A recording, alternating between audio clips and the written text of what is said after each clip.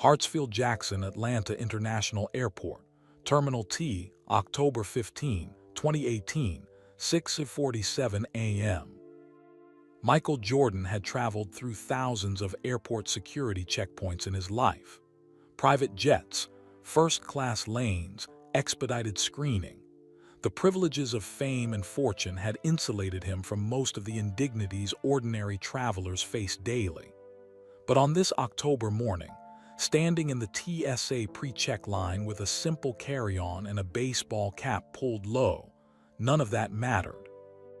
Because TSA agent Derek Paulson was about to make a decision that would expose a conspiracy reaching far beyond one checkpoint, trigger federal investigations, spark a national movement, and force America to confront a question it had been avoiding for decades. How do you fight discrimination when it hides behind the word protocol? What happened next would be captured on dozens of cameras, security footage, cell phones, body cameras, creating an undeniable record of injustice in real time. But the cameras only captured what everyone could see. The real story, the conspiracy, the corporate sabotage, the weaponization of racism for profit, that truth would take months to unravel. And it started with one simple question that Jordan refused to answer with compliance.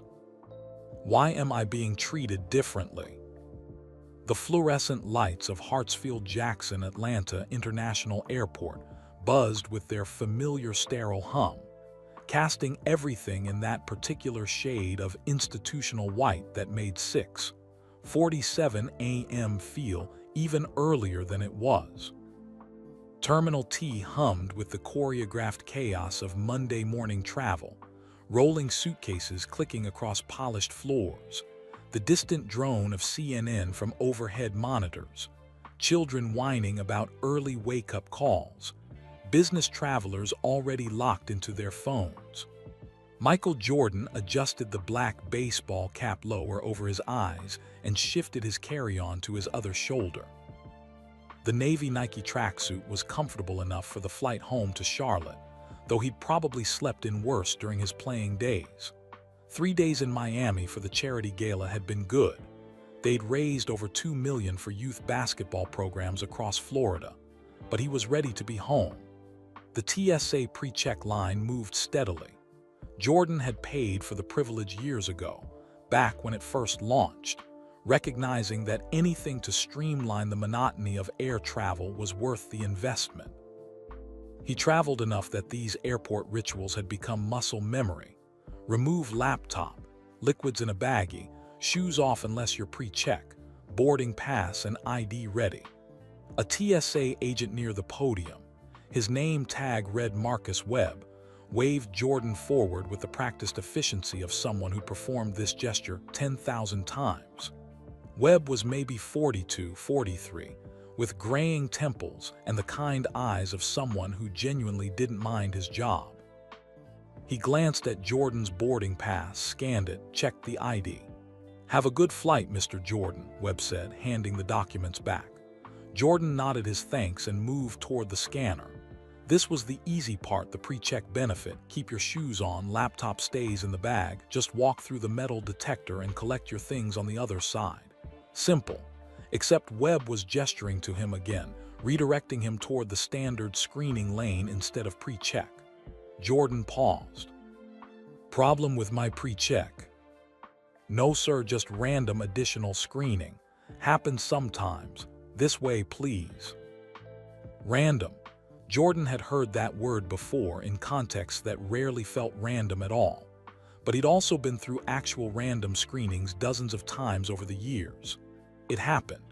He followed Webb's direction, stepping into the adjacent line where a handful of other passengers were being funneled through the body scanner. Behind him, a white man in an expensive suit, maybe 55, gray at the temples, Rolex catching the light, breezed through the pre-check lane Jordan had just been redirected from. The man didn't break stride, didn't get a second glance, just collected his briefcase from the conveyor belt and disappeared toward the gates. Jordan filed that observation away, a habit learned from a lifetime of pattern recognition. He approached the checkpoint where a second TSA agent stood, hands clasped behind his back in a posture that suggested authority rather than service. This agent was younger, late 30s maybe, white, with a military-style haircut and a name tag that read Derek Paulson. His jaw was set tight, and his eyes had that particular quality Jordan had learned to recognize over the years, the look of someone who'd already decided something before you'd even spoken. "Sir, I need to see your boarding pass and ID again." Jordan reached into his pocket, retrieving the documents he just had verified 30 seconds earlier. He handed them over without comment. "Pick your battles," his father's voice echoed in his memory. "Save your energy for what matters." Paulson studied the documents with theatrical intensity, holding the driver's license up to the light, comparing the photo to Jordan's face with exaggerated scrutiny.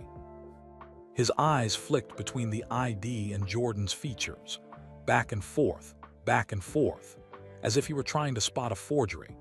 Other passengers moved through adjacent lanes with barely a pause. A young white woman with 2 children under 5 sailed through with just a quick bag check. An elderly Asian couple, the man using a cane, received a polite wave-through after their IDs were glanced at for maybe 2 seconds. Jordan's documents were being examined like ancient scrolls whose authenticity was deeply suspect. "Mr. Jordan," Paulson said slowly, pronouncing the name like it was foreign, "please step aside for additional screening." "Is there a problem with my identification?" "Additional screening, sir. Step aside." The tone had shifted. This wasn't a request anymore. Jordan felt something tighten in his chest, not fear exactly, but a familiar cocktail of frustration and resignation. He'd been here before, in different forms, different places. Country clubs that were suddenly private when he arrived. Restaurants where tables were mysteriously no longer available. Stores where security somehow always appeared in whichever aisle he browsed. He stepped aside, positioning himself near the metal table where bags were searched. A small crowd was beginning to form behind him in the line, morning travelers impatient to reach their gates, their coffee, their escape from this liminal airport space. Marcus Webb, the first agent, noticed the holdup and approached his colleague. "Derek, he already cleared pre-check verification. What's the issue?" "I'm conducting a secondary screening," Paulson said, his voice rising slightly with an edge that suggested challenge rather than explanation. "That's within my authority." "Sure, but—" "Step back, Marcus. I've got this." Webb's expression flickered with something, concern, maybe, or recognition of a dynamic he'd seen before. He caught Jordan's eye for a brief second, and Jordan saw an apology there, unspoken but clear. "Sir, I'm going to need you to empty all your pockets," Paulson instructed, louder now, as if volume was necessary for comprehension. "Everything. Phone, wallet, keys, everything." Other passengers were starting to notice. A woman in yoga pants 2 lanes over whispered something to her companion, and both turned to look. A teenager's eyes went wide with recognition, and he started reaching for his phone. Jordan kept his voice level, calm, everything his father had taught him about maintaining dignity in moments designed to strip it away. "I've already been through the scanner. What specifically are you looking for?" "I don't have to explain my screening procedures to you." "Actually," Jordan replied quietly, "you do. That's how this works." Paulson's face flushed slightly. His hand moved to his radio, fingers twitching near the call button. The checkpoint had gone quiet now, that particular silence that falls when people sense conflict brewing, when the ordinary rhythm of a space suddenly changes frequency. Behind them, more phones appeared. The modern panopticon reversing itself. Instead of authorities watching citizens, citizens now watched authorities.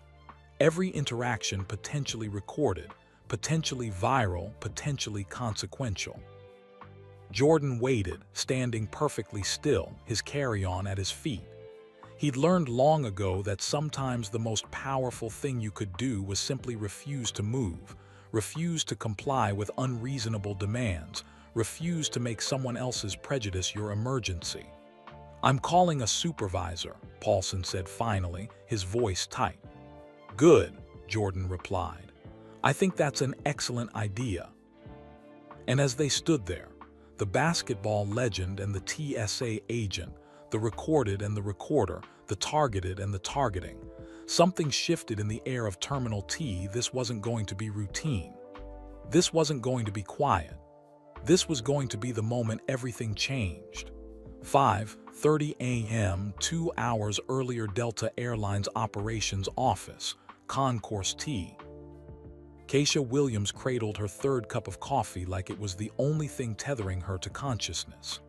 The operations office was quiet at this hour, just the low hum of computers and the occasional crackle of radio chatter from the gate agents starting their shifts.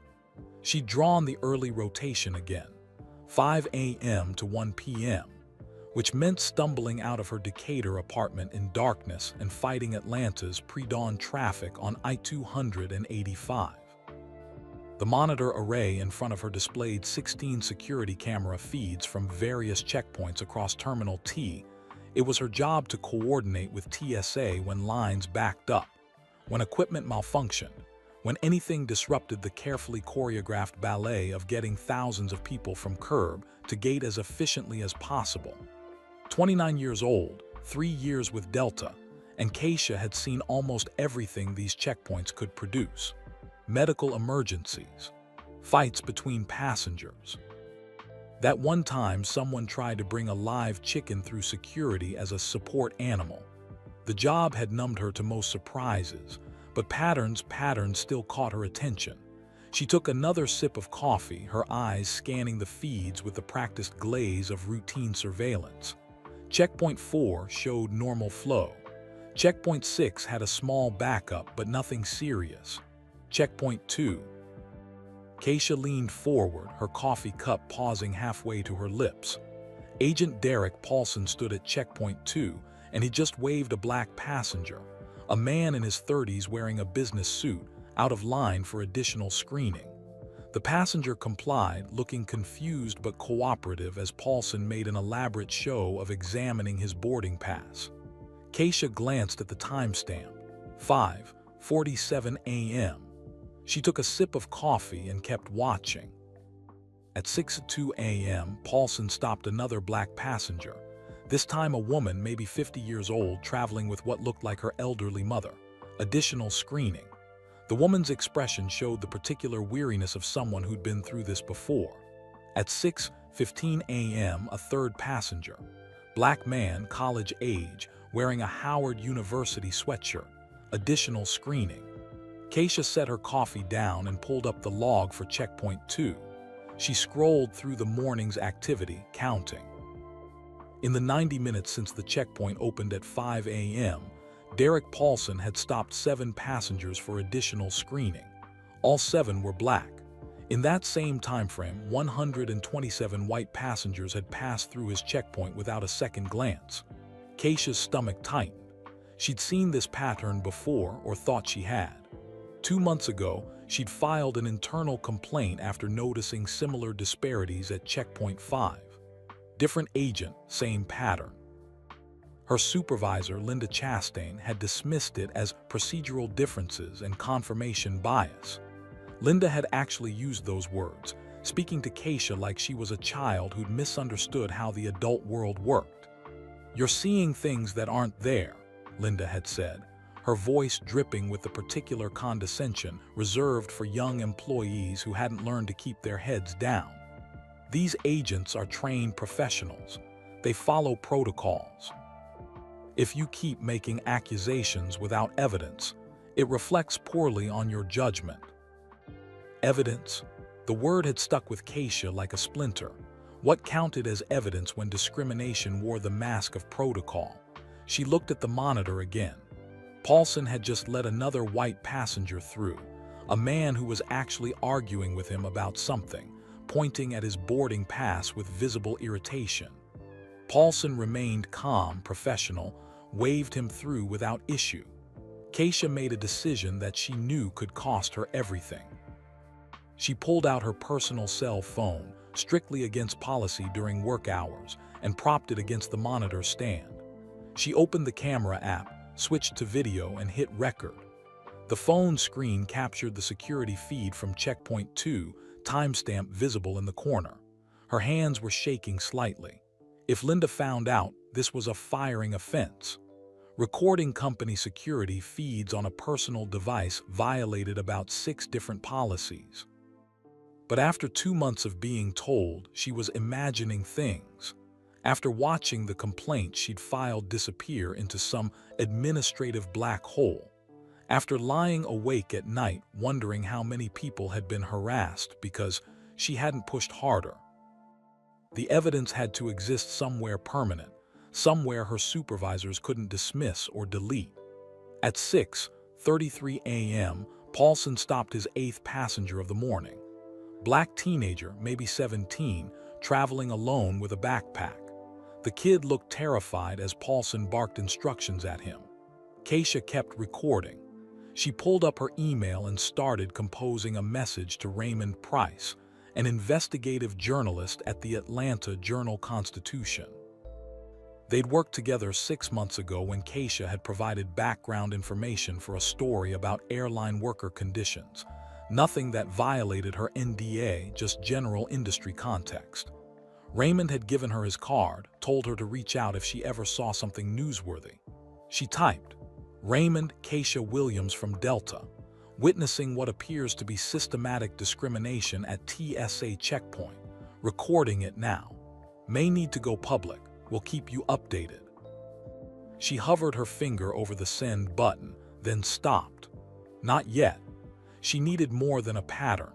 She needed a moment so undeniable that even Linda Chastain couldn't explain it away as procedural differences. At 6:47 a.m., she got her moment. A new passenger approached Checkpoint 2. Even on the grainy security feed, even with the baseball cap pulled low, Keisha recognized him immediately. Everyone would recognize him. Michael Jordan.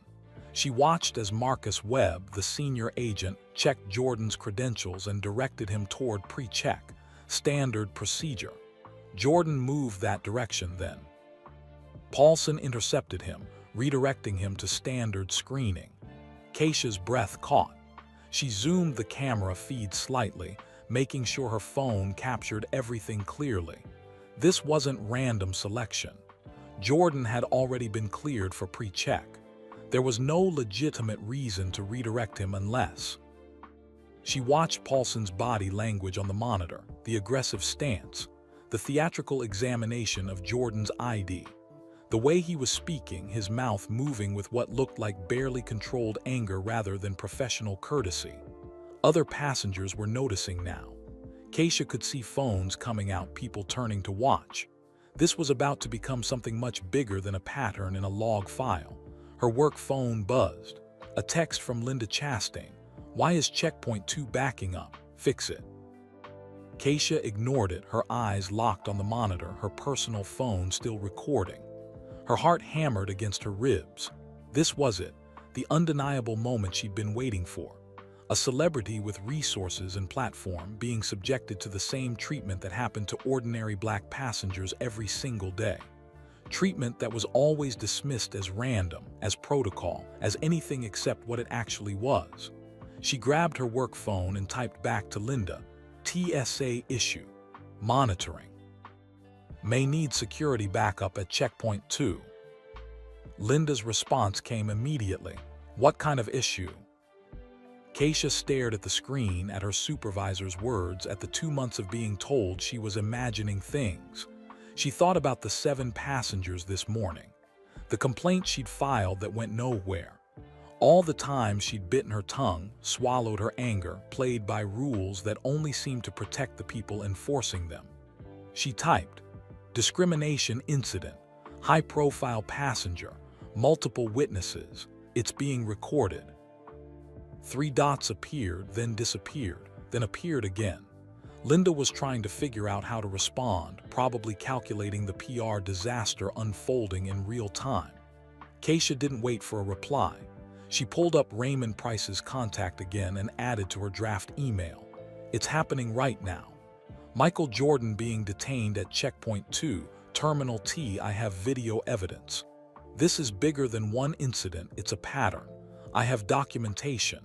Call me immediately. Her finger hovered over send. On the monitor, she watched as Paulson called for a supervisor. Jordan stood perfectly still, his posture radiating a quiet dignity that made Paulson's aggression look even more unhinged by contrast. Other passengers crowded closer, their phones raised like digital witnesses to history.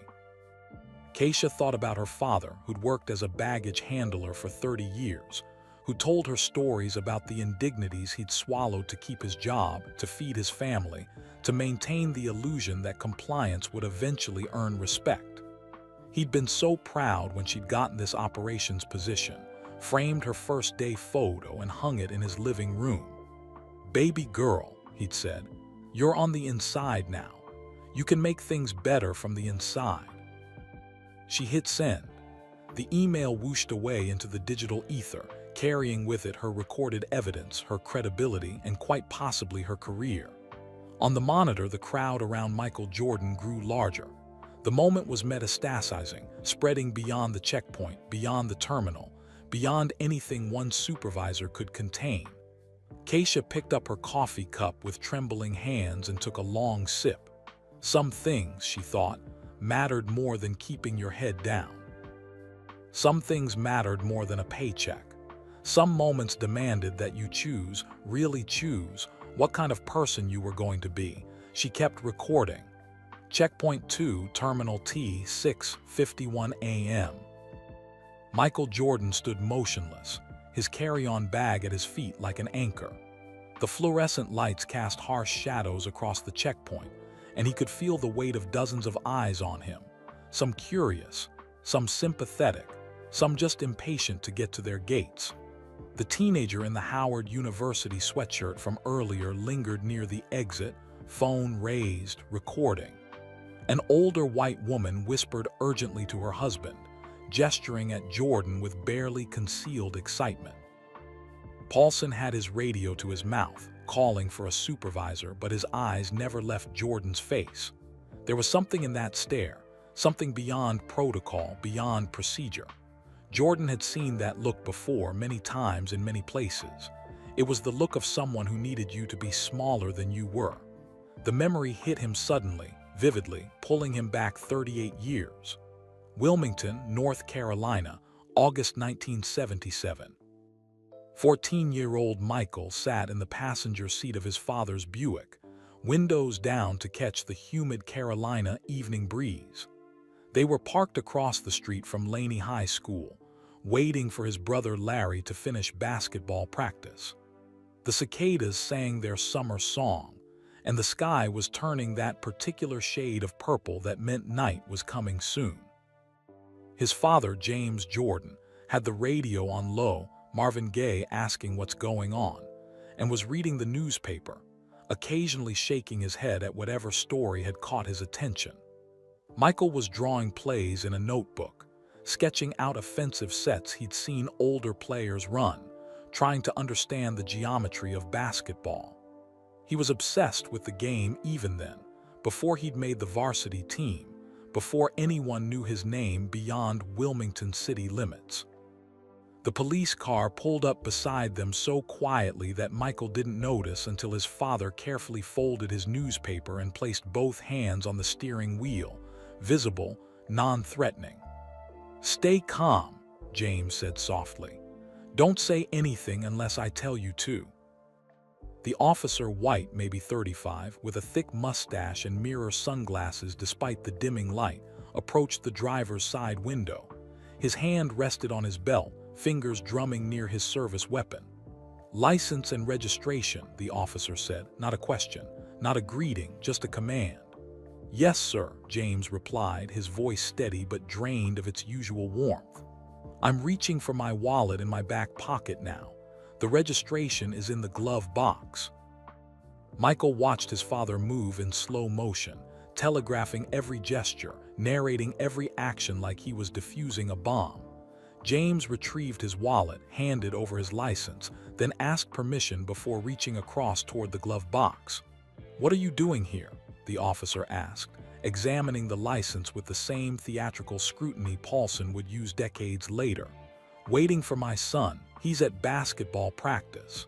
James gestured toward the school. "Should be done any minute." "This your car?" "Yes, sir." "Where do you work?" The questions continued: where James lived, how long he'd lived there, what he did for a living, why he was parked here specifically. Questions that had nothing to do with any violation, any law, any legitimate reason for the stop. Michael sat frozen, his notebook forgotten, his 14-year-old mind trying to understand why his father, who worked 2 jobs, who paid his taxes, who coached Little League and sang in the church choir, was being treated like a suspect for the crime of sitting in his own car. Finally, after what felt like an hour but was probably 10 minutes, the officer handed back the license. "Stay out of trouble," he said, and walked back to his patrol car. James didn't move until the police car pulled away. Then he let out a long, slow breath and turned to look at his son. "You okay, Michael?" Michael nodded, though he wasn't sure he was. "I want you to remember something," James said, his voice quiet but firm. "It doesn't matter how successful you become, how much money you make, how famous you get.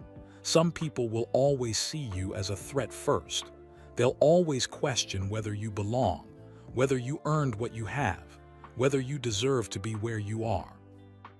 "That's not fair," Michael said, his voice cracking with adolescent outrage.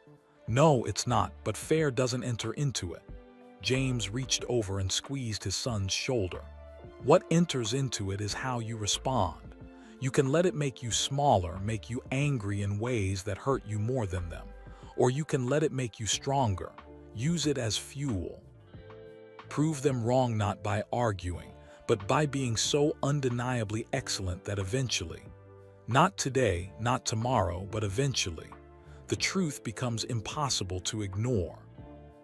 Michael had carried those words with him through everything that came after. Through high school, when he was cut from the varsity team and had to prove himself worthy. Through college, when scouts questioned whether his skills would translate. Through the NBA, when doubters said he'd never win a championship. Through all of it, his father's voice. Be so undeniably excellent that the truth becomes impossible to ignore. Detroit, Michigan, May 1988. The Palace of Auburn Hills. Eastern Conference Finals. Game 6 against the Pistons. Jordan drove to the basket and felt the elbow catch him hard across the face, Bill Laimbeer's specialty. No whistle. He hit the floor, tasting blood, hearing the Detroit crowd roar its approval. This was the Jordan rules. The Pistons' strategy of extreme physical play designed to intimidate him, slow him down, make him afraid to attack. But it was more than basketball strategy. In the stands, he could hear the chants, the epithets, the words that had nothing to do with his jump shot and everything to do with his skin. He got up, wiped the blood from his mouth, and scored on the next 3 possessions. After the game, a loss, the Bulls would lose the series. A reporter asked him about the physical play. "They can hit me all they want," Jordan said, ice pack pressed to his swelling jaw. "I'll keep getting up. That's what they don't understand. You can't intimidate someone who refuses to be intimidated." His father had taught him that too. Birmingham, Alabama, June 1993. Michael and James drove up to the entrance of Shoal Creek Country Club, site of a golf tournament Michael had been invited to play in. They'd been looking forward to it, a rare day together, father and son, enjoying the game they both loved. The guard at the entrance stopped them before they even reached the parking lot. "Can I help you, gentlemen?" The question dripped with the assumption that they couldn't possibly belong here. "Michael Jordan," James said pleasantly. "We're here for the tournament." The guard checked his clipboard with exaggerated care. "I don't see your names on the list." "Check again," Michael said, his voice level but firm. "I was invited by the tournament director personally." More clipboard consultation. A phone call, whispered conversation. Finally, the course is members only today, private event. I was told it was open to invited guests, Michael replied. The guard's expression didn't change. I'm sorry, sir, private event. They sat in the car for a moment after being turned away. James stared straight ahead, his jaw working silently. Michael recognized that look, his father swallowing anger, choosing dignity over confrontation, the same calculation he'd made 1,000 times before. Dad. Don't, James said quietly. Don't let them see it hurt. We'll find another course. But it did hurt. That was the thing nobody talked about. All the success in the world, 3 championships by then, Olympic gold, global fame. And still there were doors that closed, assumptions that preceded him, moments when he was reminded that for some people, his blackness would always matter more than his achievements. 2 weeks later, Michael learned that 3 white celebrities had played that same course without membership, without invitation, just walked on and were welcomed. He never forgot. Hartsfield-Jackson, Atlanta International Airport, 6:54 a.m., present day. The memories cascaded through Jordan's mind as he stood at the checkpoint, waiting for Paulson's supervisor to arrive. Each moment, each line, each time he'd been stopped, questioned, doubted, denied.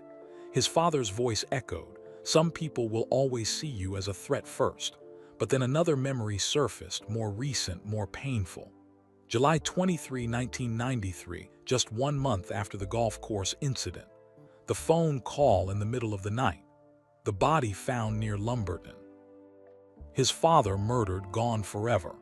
James Jordan had handled every indignity with grace, taught his sons to be better than the hatred directed at them.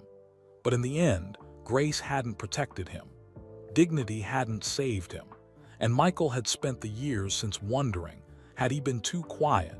Had his success made him complacent? Had he failed to use his platform to fight the injustices his father faced daily? Standing in this airport checkpoint, facing this agent's barely concealed hostility, Michael felt something crystallize inside him. His father's generation had swallowed their anger to survive, to provide, to protect their children. But Michael didn't need to survive anymore. He had resources, visibility, power. What he needed to do was use them. "I'm not moving," Jordan said quietly, his voice cutting through the checkpoint noise. "Not until you explain what policy I've violated, what probable cause you have for this detention, and why I'm being treated differently than other passengers." Paulson's face reddened. "Sir, you need to comply." "I am complying with legitimate screening procedures. What I'm not complying with is harassment dressed up as protocol." The checkpoint had gone completely silent now. Every passenger, every agent, every person within earshot had stopped to watch. Phones were raised everywhere, red recording lights blinking like digital fireflies. Marcus Webb stepped forward, placing himself subtly between Paulson and Jordan. "Derek, this has gone far enough. Mr. Jordan has done nothing wrong. I'm conducting my screening." "You're conducting racial profiling," Jordan said, his voice still calm but carrying the weight of decades. "And everyone here knows it. Every camera here is recording it. And I'm not moving until someone with actual authority addresses it." The teenager in the Howard sweatshirt let out a whoop of approval. Several other passengers began to clap. Paulson's hand shook as he keyed his radio again. "I need a supervisor at checkpoint 2 immediately. I have a passenger refusing to comply with screening procedures." Jordan didn't flinch. He thought of his father sitting in that Buick with his hands on the wheel, answering questions he shouldn't have to answer. He thought of every line he'd stood in, every door that closed, every moment he'd chosen silence over confrontation. Not this time. This time, the line stopped here. 3 passengers back from Michael Jordan, standing in the adjacent security line that continued to flow normally. Travis Chen pulled out his phone with the practiced casualness of someone who didn't want to draw attention to what he was doing. 34 years old, civil rights attorney, partner at Chen and Associates in San Francisco, Travis had spent the last decade of his life documenting exactly these kinds of moments. He knew what he was seeing because he'd seen it hundreds of times before, in courtrooms and depositions, in grainy security footage and shaky cell phone videos. The pattern was always the same. Authority figures who believed their position insulated them from accountability, who mistook a uniform for immunity. They were always wrong. Travis held his phone at chest level, the camera lens pointed toward the checkpoint where Jordan stood his ground. He kept his expression neutral, bored even, just another traveler scrolling through emails while waiting in line. But his thumb had already hit record and his legal mind was cataloging everything. 6:54 a.m. Hartsfield-Jackson Atlanta International Airport Terminal T, Checkpoint 2. TSA Agent Derek Paulson, badge number visible, 847-2156. Secondary Agent Marcus Webb, badge number 847-1089. Subject: Michael Jordan, detained without apparent cause after clearing pre-check verification. He spoke quietly into his phone, his voice barely above a whisper, documenting the scene with the precision of someone who knew this recording might end up in federal court. Passenger has been detained for approximately 7 minutes. No explanation provided for detention. Agent Paulson has made no attempt to articulate reasonable suspicion or probable cause. Pattern suggests pretextual stop. Passenger remains calm, cooperative, non-threatening. Multiple witnesses present. Multiple recording devices active. Travis's mind flashed back 23 years to a moment that had defined the trajectory of his entire life. San Francisco International Airport, August 1995. 11-year-old Travis sat on a plastic chair that was too big for him, his legs dangling, not quite reaching the floor. His mother sat beside him, holding his hand so tightly it hurt, but he didn't complain. Across from them, through a glass partition, his father sat in a small interrogation room, answering questions from men in suits. They'd been at the airport for 4 hours. It was supposed to be a family vacation, Travis's first trip to Disneyland. His father, David Chen, had saved for months, picking up extra shifts at the semiconductor manufacturing plant where he worked as an engineer. Travis's mother, Susan, had packed their suitcases with meticulous care, labeling everything, making lists, excited to see her son experience the Magic Kingdom for the first time. But at security, something had happened. His father's name, David Chen, had triggered some kind of alert. Homeland Security agents appeared. His father was pulled aside, then taken to a back room. His mother tried to follow but was told to wait, so they waited. Travis watched other families pass through security, watched them laugh and argue and rush toward their gates. He watched white families, black families, Latino families, all flowing through the checkpoint like water, but his family sat frozen, trapped in bureaucratic amber. "Mom, why are they keeping Dad?" Travis had asked. "It's a mistake, honey. They'll figure it out soon." But it wasn't soon. Hours passed. His mother made phone calls, her voice getting higher and tighter with each conversation. Travis heard fragments. "This is ridiculous. He's an American citizen. We're going to miss our flight. What do you mean you can't tell me?" When his father finally emerged, his face was gray. The Magic Kingdom vacation was over before it started. They drove home in silence, Travis's father gripping the steering wheel with white knuckles, his mother crying quietly in the passenger seat. That night, Travis heard them talking in the kitchen, their voices carrying up to his bedroom. 4 hours, Susan. 4 hours of questions. Where was I born? How long have I been in America? Do I have ties to China? Have I ever been contacted by foreign agents? His father's laugh was bitter, broken. "I was born in Sacramento. I've never even been to China. My parents came here in 1967. I'm as American as anyone in that airport." "Did they apologize?" his mother asked. Silence. "Then, they said it was routine, that my name matched a watch list. They said I should be grateful they're keeping America safe." More silence. "I spent 4 hours in that room, and you know what I kept thinking? I kept thinking about Travis, about what this teaches him, that no matter what we do, how hard we work, how much we contribute, we'll always be suspects first." Young Travis had pulled his blanket over his head and tried not to cry. His father never got an apology, no explanation beyond routine procedures, no acknowledgement that anything wrong had happened. The incident simply evaporated into the bureaucratic ether, another invisible injustice that left no official record. But it left a record in Travis. That day, watching his father's humiliation through a glass partition, watching his mother's helplessness, watching the casual cruelty of a system that demanded nothing from its agents except the bare minimum of human decency, that day had planted a seed. By high school, Travis knew he wanted to be a lawyer.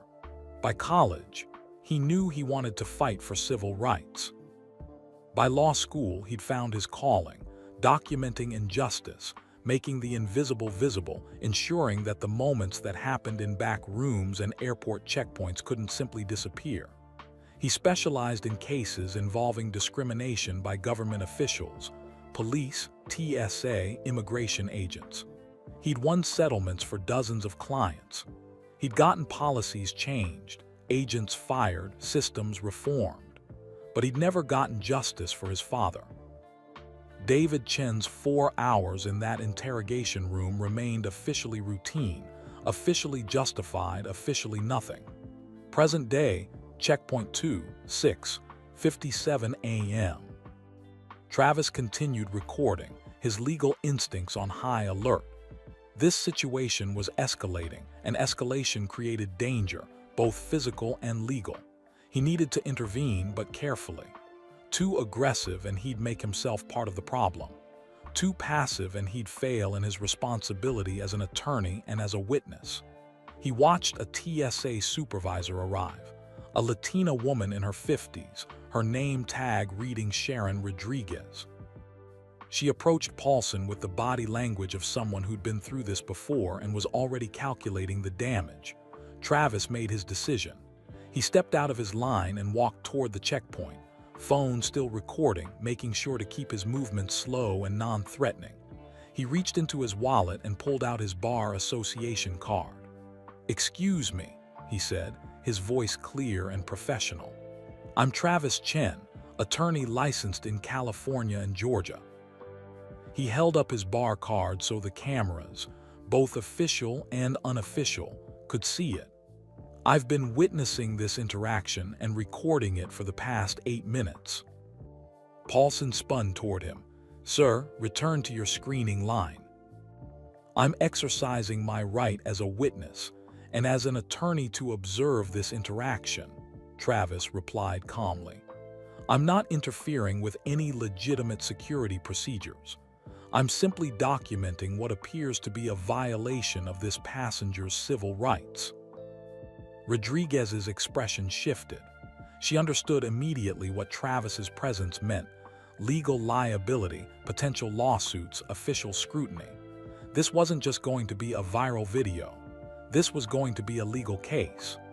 "Mr. Jordan," Travis addressed him directly, "you're not required to submit to additional screening without reasonable suspicion or probable cause. The agent needs to articulate a specific, articulable reason for the detention. If he cannot, you have the right to refuse and to file a formal complaint." "Stay out of this," Paulson snapped, his voice rising. "This is a TSA security matter." "This is a civil rights matter," Travis corrected. "And I'm an attorney who specializes in exactly these situations. Everything here is being recorded. By me, by dozens of other passengers, and by airport security cameras. Whatever happens next will be documented and can be used in legal proceedings. He turned to Rodriguez. Ma'am, as the supervisor, you have the authority and the responsibility to end this unlawful detention. Agent Paulson has not articulated any reasonable suspicion. He has not identified any security threat. He has detained this passenger for nearly 10 minutes without cause. This is textbook racial profiling. A murmur ran through the crowd. Several passengers pulled out their phones to start recording if they hadn't already. The teenager in the Howard sweatshirt moved closer, his phone raised high. Jordan looked at Travis and something passed between them, a recognition perhaps of shared experience. Different specifics, same substance.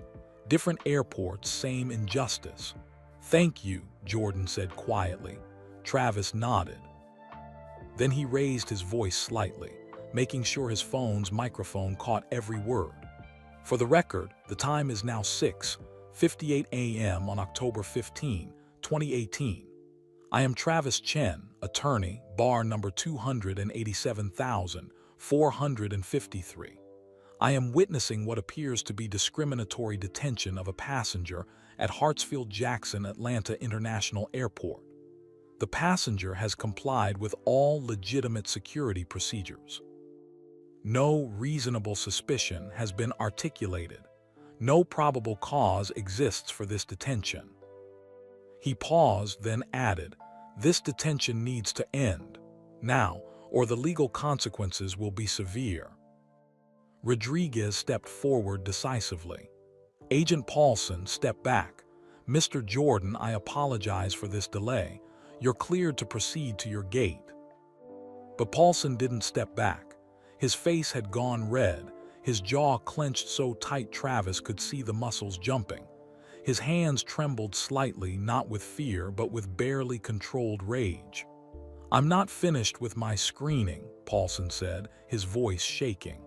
"I have the authority." "You're relieved from this checkpoint," Rodriguez interrupted, her tone leaving no room for argument. "Report to my office immediately." "Do you know how many people I've stopped today?" Paulson's voice cracked with something between anger and desperation. "But he's special because he's famous, because he's Michael Jordan." The words hung in the air, and Travis felt a chill run down his spine. There it was, the admission, captured on dozens of recordings. Not a denial of differential treatment, but a confession that the treatment was deliberate, targeted, personal. Travis kept recording, his attorney's mind already drafting the complaint. Agent explicitly acknowledged targeting passenger based on identity rather than security concerns. Jordan stood perfectly still, and when he spoke, his voice carried the weight of every line he'd ever been forced to stand in, every door that had closed in his face, every moment when he'd been reminded that his accomplishments would never fully shield him from his skin color. "I want to file a formal complaint," Jordan said. "On camera, right here, right now. Because if this happened to me, with my resources, my platform, my visibility, what's happening to everyone else who doesn't have those things?" The checkpoint had gone completely silent. Even the usual airport noise seemed to fade. Travis felt his throat tighten with emotion he didn't expect. This was it, the moment his entire career had been preparing him for. Not just documenting injustice, but witnessing someone with the courage to stop it in real time. "Mr. Jordan," Travis said, his voice steady despite the adrenaline flooding his system. "I'll be happy to provide my recording and testimony for your complaint. As an attorney, I can also refer you to colleagues who specialize in civil rights litigation if you decide to pursue legal action." Jordan turned to face the crowd, the cameras, the witnesses. "How many people," he asked, his voice carrying across the checkpoint, "have stood in lines like this, have been stopped for no reason, have been told it's random when it never feels random?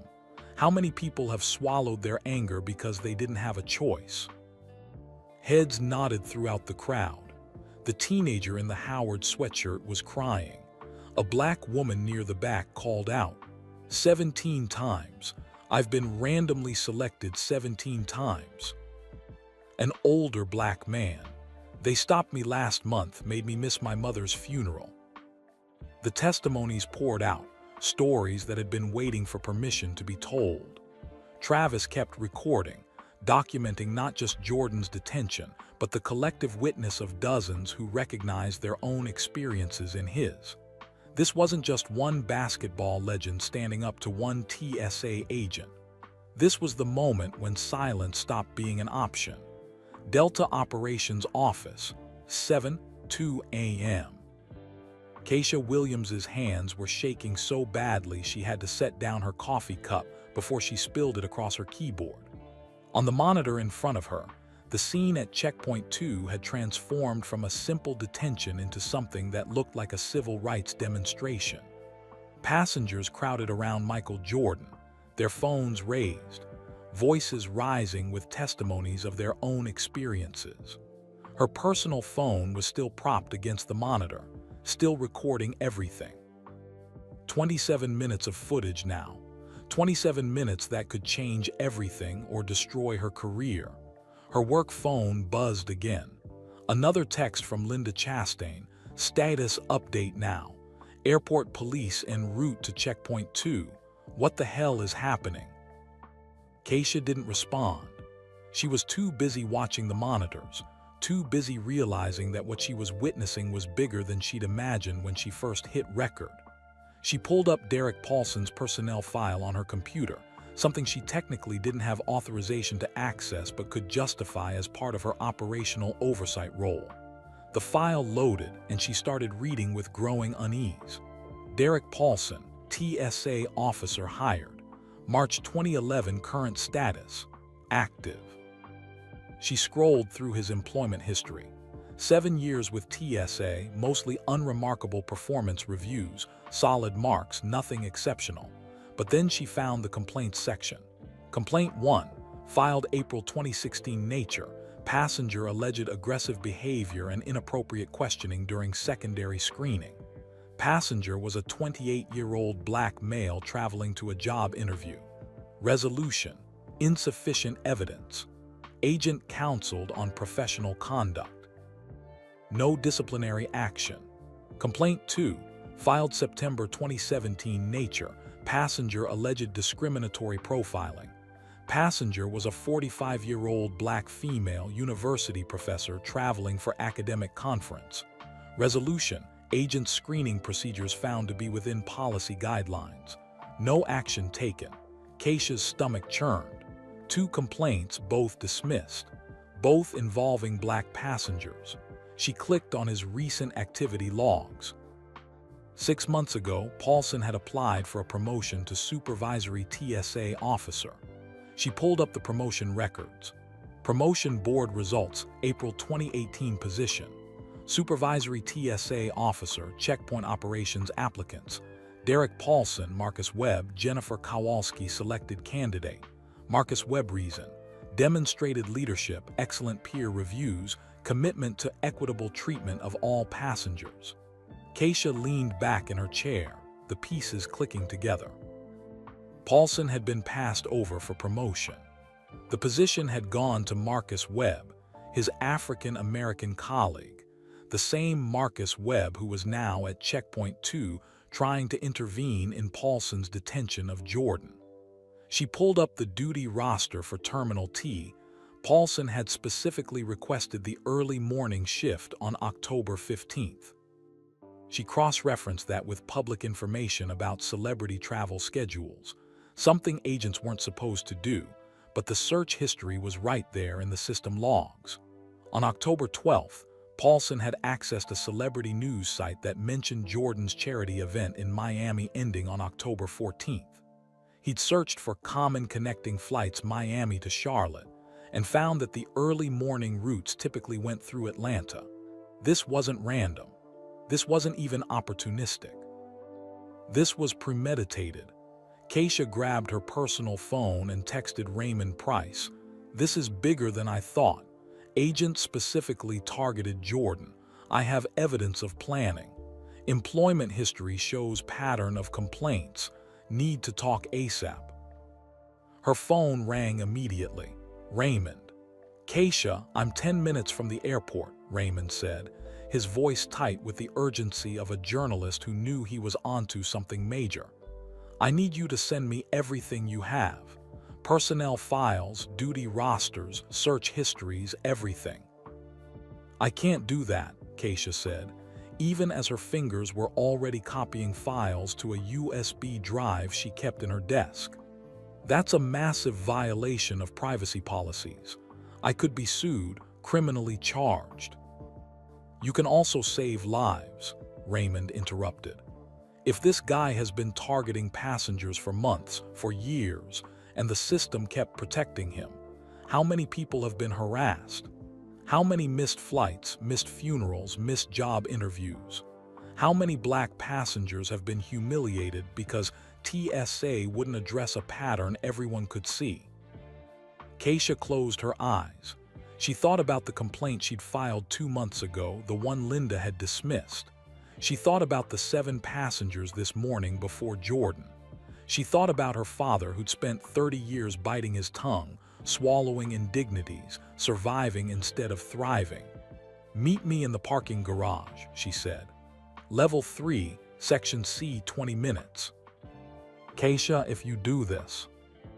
I know what I'm doing, she said, though she wasn't entirely sure that was true. I'm choosing what matters. She hung up and returned to the monitors. On screen, she watched as airport police arrived at Checkpoint 2, 2 officers, both white, both looking confused about what exactly they were supposed to do. The crowd had grown to maybe 50 people now, passengers who'd abandoned their own security lines to witness what was happening. Jordan was speaking to the police officers, his voice calm but firm. Travis Chen stood beside him, apparently providing legal context. Marcus Webb looked exhausted, caught between his duty to TSA and his obvious recognition that his colleague had crossed a line that couldn't be uncrossed. And Paulson stood off to the side with Supervisor Rodriguez, his face a mask of barely controlled rage. His hands gestured wildly as he spoke, clearly arguing his case, clearly refusing to accept that this had spiraled beyond his control. Keisha made a decision. She picked up her work phone and called Linda Chastain directly. Linda, I need you to pull every piece of security footage from Checkpoint 2 for the last 3 months, Keisha said before her supervisor could speak. I need you to run pattern analysis on Agent Paulson's screening selections.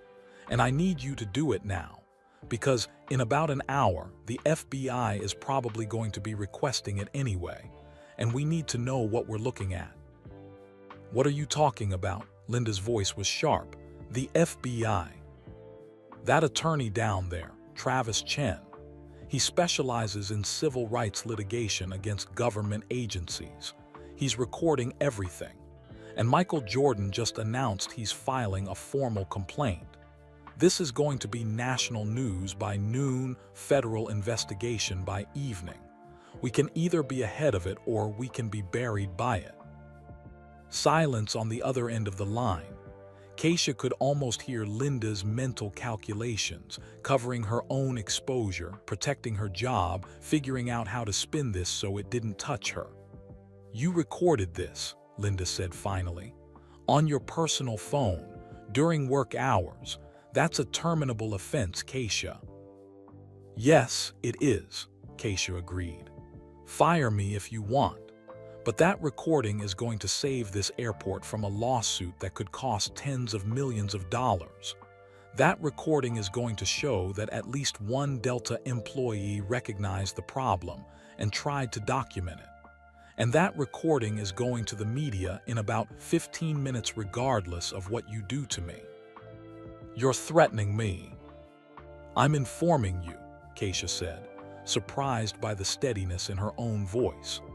I'm informing you that I have evidence of systematic discrimination at a TSA checkpoint in our terminal. I'm informing you that I reported concerns about this agent before and was told I was imagining things.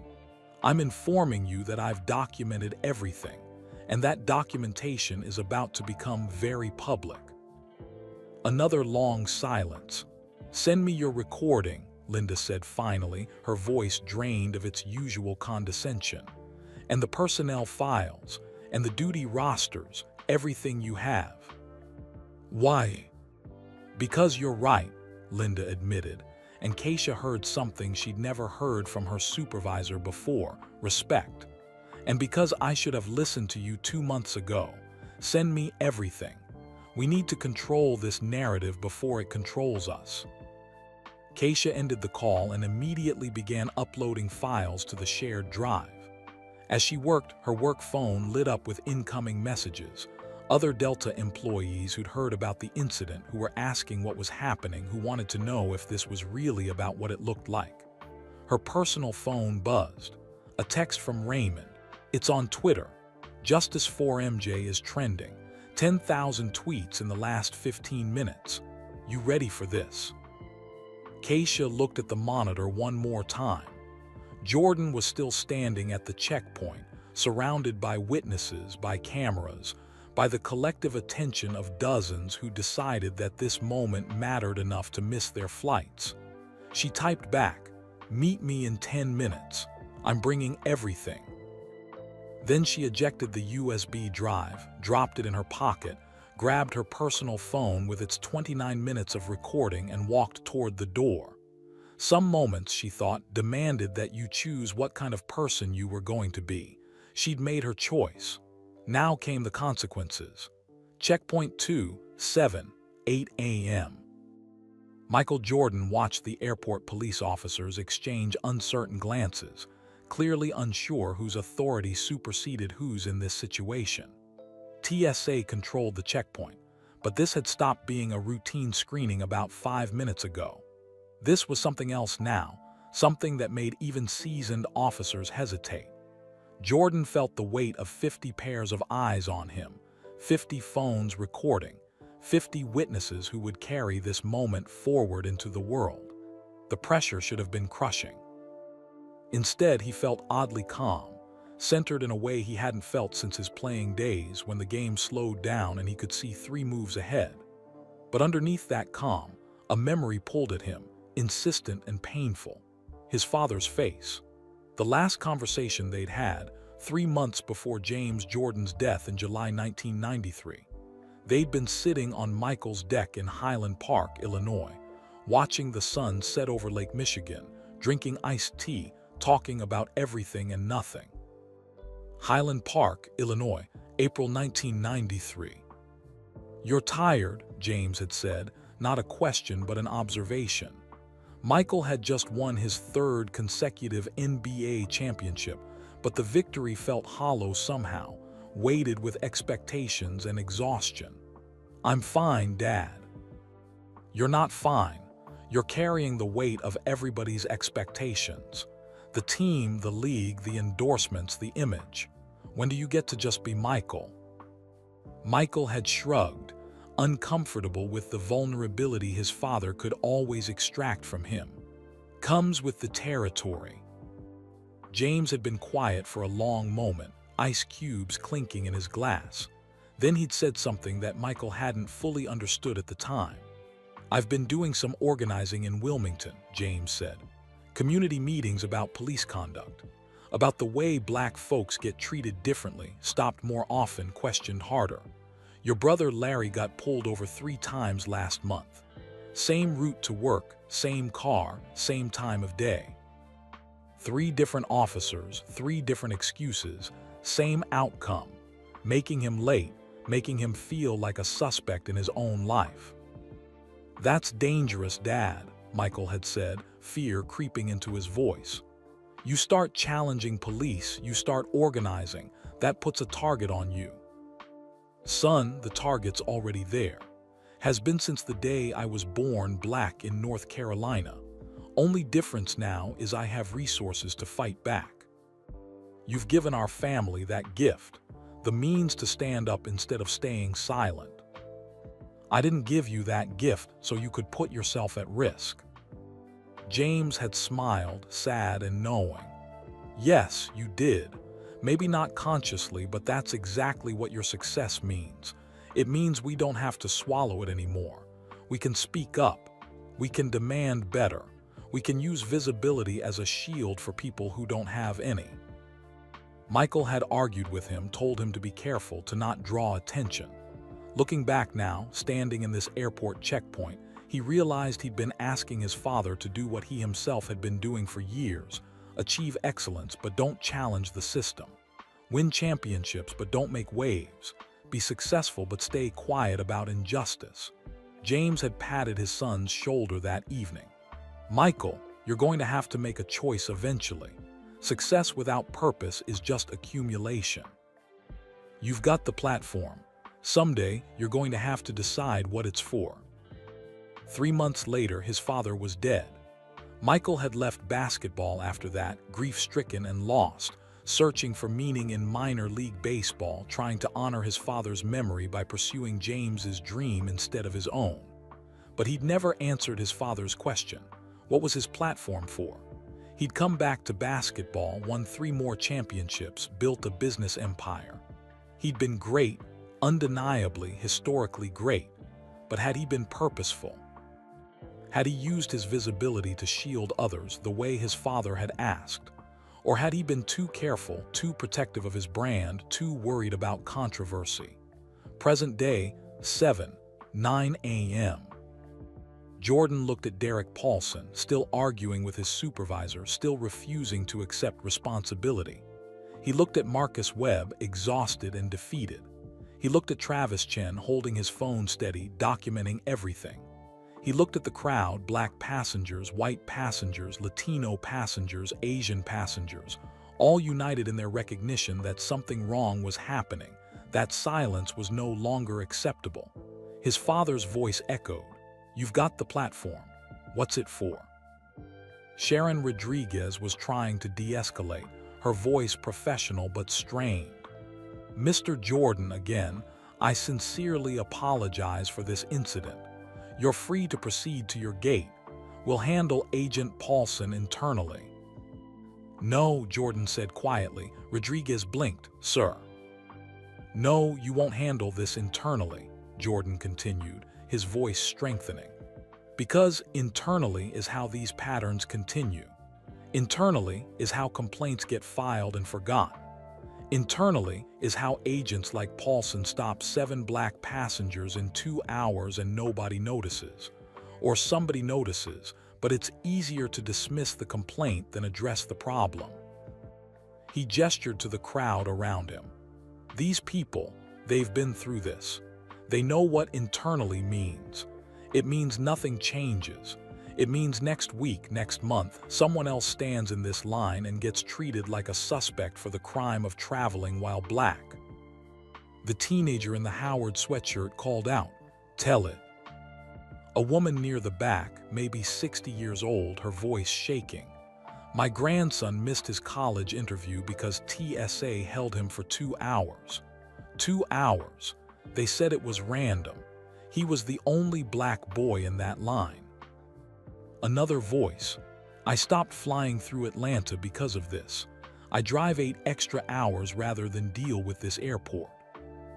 The testimonies kept coming, each one adding weight to Jordan's words, each one validating what everyone had known but rarely spoke aloud. Jordan turned to Travis Chen. "You said I have rights. You said I can file a formal complaint and that it can lead to legal action. I want to do that.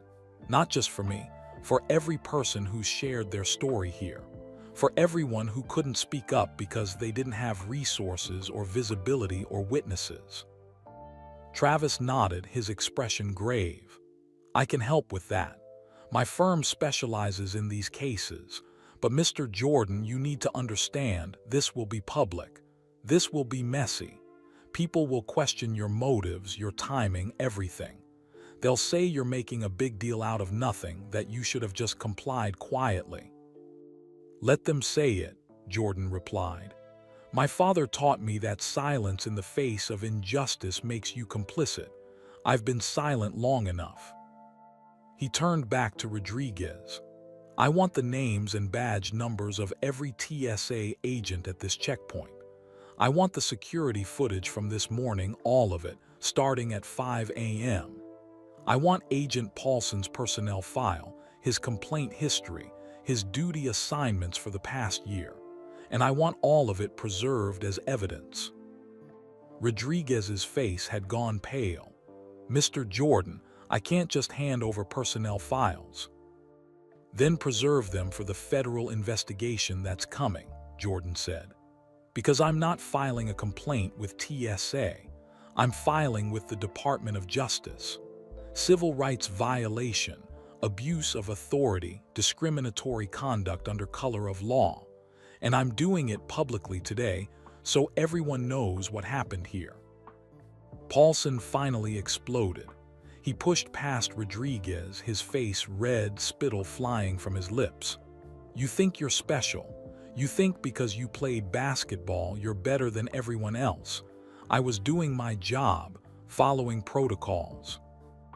"You were targeting people," Jordan said, his voice still calm, still controlled. "You were using your authority to humiliate passengers based on their skin color. And you got away with it because most people don't have the resources to fight back. But I do. And I'm going to use every single resource I have to make sure you never do this to anyone again." Marcus Webb stepped between Paulson and Jordan, his voice weary but firm. "Derek, stop. Just stop. You're making this worse." "Making it worse?" Paulson's laugh was bitter, unhinged. "It can't get worse. I'm finished anyway. Suspended, probably fired, definitely destroyed on social media. All because I stopped one person for screening. One person, but he's Michael Jordan, so suddenly it's a federal case." "It's a federal case because it's a pattern," Travis interjected, his attorney voice cutting through the chaos. "It's a federal case because you targeted 7 black passengers this morning before Mr. Jordan. It's a federal case because you have a history of complaints that were ignored. And it's a federal case because your conduct violates the 4th and 14th Amendments of the Constitution." The crowd had gone silent, watching this confrontation with the intensity of spectators at a championship game. Airport police had called for backup. Keisha Williams had appeared from somewhere, standing at the edge of the crowd with a USB drive clutched in her hand, watching everything with wide eyes. Jordan felt the moment crystallizing, hardening into something that would outlast this morning, this checkpoint, this incident. He thought about his father, organizing community meetings in Wilmington, refusing to stay silent despite the danger. He thought about every black person who'd been stopped, questioned, detained, humiliated, and who'd had no choice but to swallow their anger and move on. He thought about the choice his father had asked him to make. What was his platform for? "I want everyone here to know something," Jordan said, raising his voice so the entire checkpoint could hear him. "This isn't about me being inconvenienced. This isn't about a celebrity being disrespected. This is about a system that allows bias to hide behind protocol. It's about the ordinary people who experience this every single day and have no recourse, no audience, no witnesses." He paused, looking directly at the cameras, at the phones, at the future that would watch this moment. "My father was murdered 25 years ago. He spent his life teaching me to stand up for what's right, to use whatever advantages I had to protect people who had none. I haven't always done that. I've been quiet when I should have been loud. I've protected my image when I should have risked it. But not today. Today, I'm speaking up. Today, I'm using my platform the way he taught me to."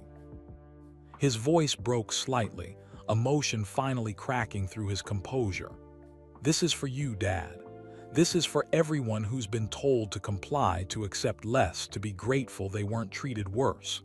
This is for everyone who's tired of being afraid in spaces where they belong.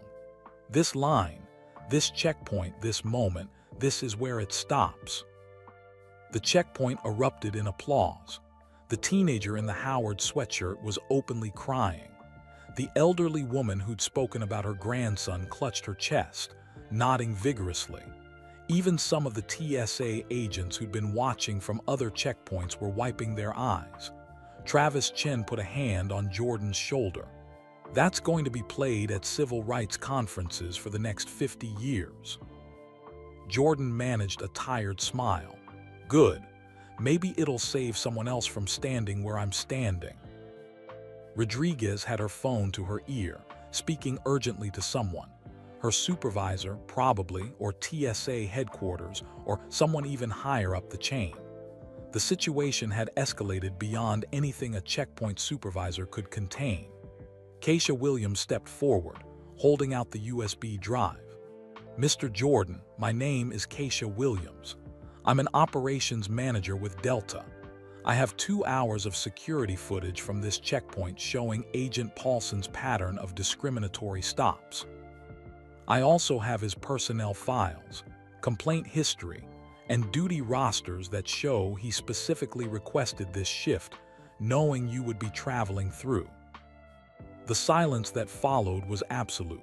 Paulson's face went from red to white. Rodriguez froze mid-conversation. Even Travis Chen looked shocked. You're saying this was premeditated? Travis asked. I'm saying the evidence suggests that, Keisha replied carefully. I'm saying someone should investigate, and I'm saying I'm willing to testify about what I witnessed and what the records show. Jordan looked at this young woman who just risked her career, possibly her freedom to speak truth. He saw his father in her, that same stubborn courage, that same refusal to be complicit. Thank you, he said simply. Keisha nodded, tears in her eyes. My dad would never forgive me if I stayed silent. Some things matter more than a paycheck. Airport police were on their radios now, calling for senior officials. The crowd had swelled to over 100 people, passengers from other checkpoints abandoning their lines to witness history. And in that moment, Michael Jordan understood what his father had been trying to tell him that evening in Highland Park. Success without purpose was just accumulation, but purpose without courage was just intention. His father had had both, had given his life, in the end, pursuing justice for his community. The least Michael could do was use his survival, his platform, his privilege to continue that work. Let's file that complaint, he said to Travis. Let's make sure everyone knows what happened here, and let's make sure it never happens again. The cameras kept rolling, the phones kept recording, and somewhere Michael imagined his father was watching, proud finally that his son had found his purpose. Parking garage, level 3, section C, 7:23 a.m. Raymond Price stood beside his silver Honda Accord, checking his watch for the 3rd time in 2 minutes. The parking garage was mostly empty at this hour, just the echo of distant footsteps and the hum of fluorescent lights. His reporter's instincts were screaming that he was onto something massive, but he needed that evidence. Without documentation, without hard proof, this was just another he said she said that would disappear into the 24-hour news cycle. His phone had been exploding for the last 15 minutes. Twitter was going insane. The hashtag Justice4MJ had hit 50,000 tweets and was accelerating. Grainy cell phone videos were being shared across every platform: Facebook, Instagram, TikTok, each one showing fragments of the confrontation at Checkpoint 2. But fragments weren't enough. Raymond needed the full picture. He heard footsteps, quick, purposeful, and turned to see Keisha Williams hurrying toward him, a messenger bag slung across her shoulder. She looked terrified and determined in equal measure, her face set with the expression of someone who'd crossed a line they could never uncross. "Thank you for meeting me," she said, slightly breathless. Raymond studied her for a moment. He'd worked with whistleblowers before, knew the particular courage it took to betray an institution from the inside. "You understand what you're doing. Once this goes public, there's no walking it back." "I know." Keisha pulled the USB drive from her pocket. "I've already sent copies to my lawyer, to 3 civil rights organizations, and to Delta's legal department. I'm not trying to hide what I'm doing. I'm trying to make sure the truth gets out before anyone can bury it." Raymond took the drive, turning it over in his hands like it was something precious and dangerous, which it was. "Walk me through what's on here." Keisha opened her messenger bag and pulled out a folder thick with printed documents. Security footage from Checkpoint 2, starting at 5 a.m. this morning, shows Agent Paulson stopping 7 black passengers for additional screening in the first 2 hours of his shift. 0 white passengers received the same treatment during that time frame. She handed Raymond the folder. Personnel file for Derek Paulson. 2 previous complaints for discriminatory conduct, both dismissed. Application for promotion to supervisor 6 months ago, denied. The promotion went to Marcus Webb, the black TSA agent who tried to intervene this morning. Raymond flipped through the documents, his reporter's brain cataloging everything, already structuring the story. This shows motive, resentment over the denied promotion.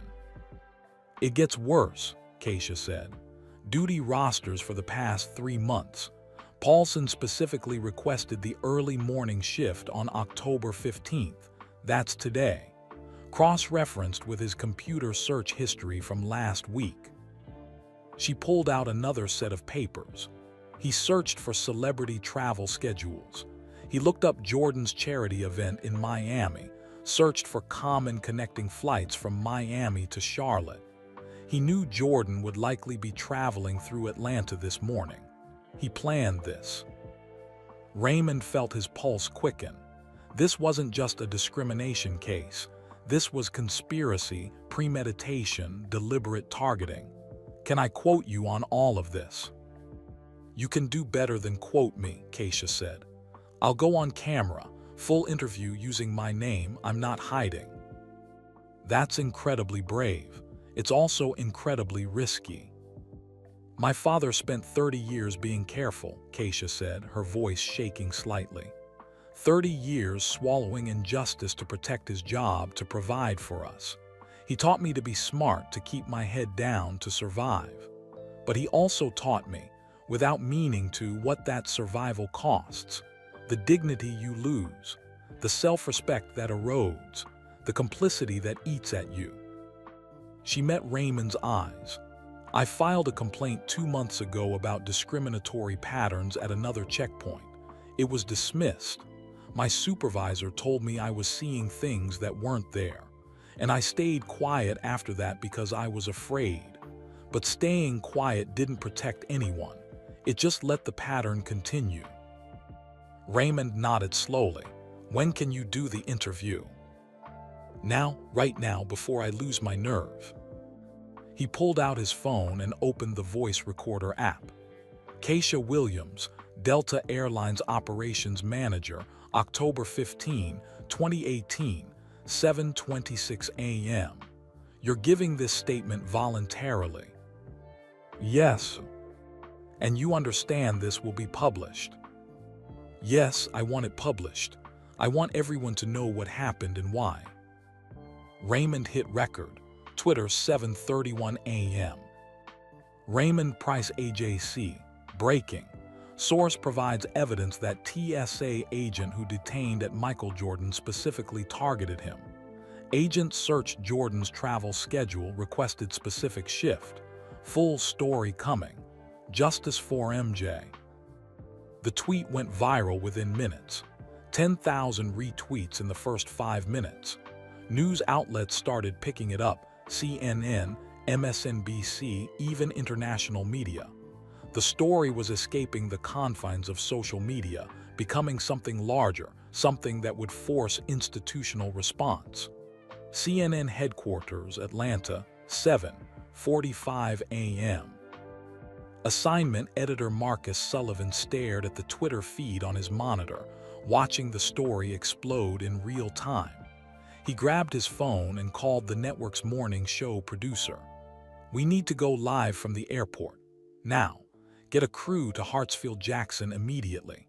This is going to be the lead story all day." Within minutes, 3 news vans were racing toward the airport.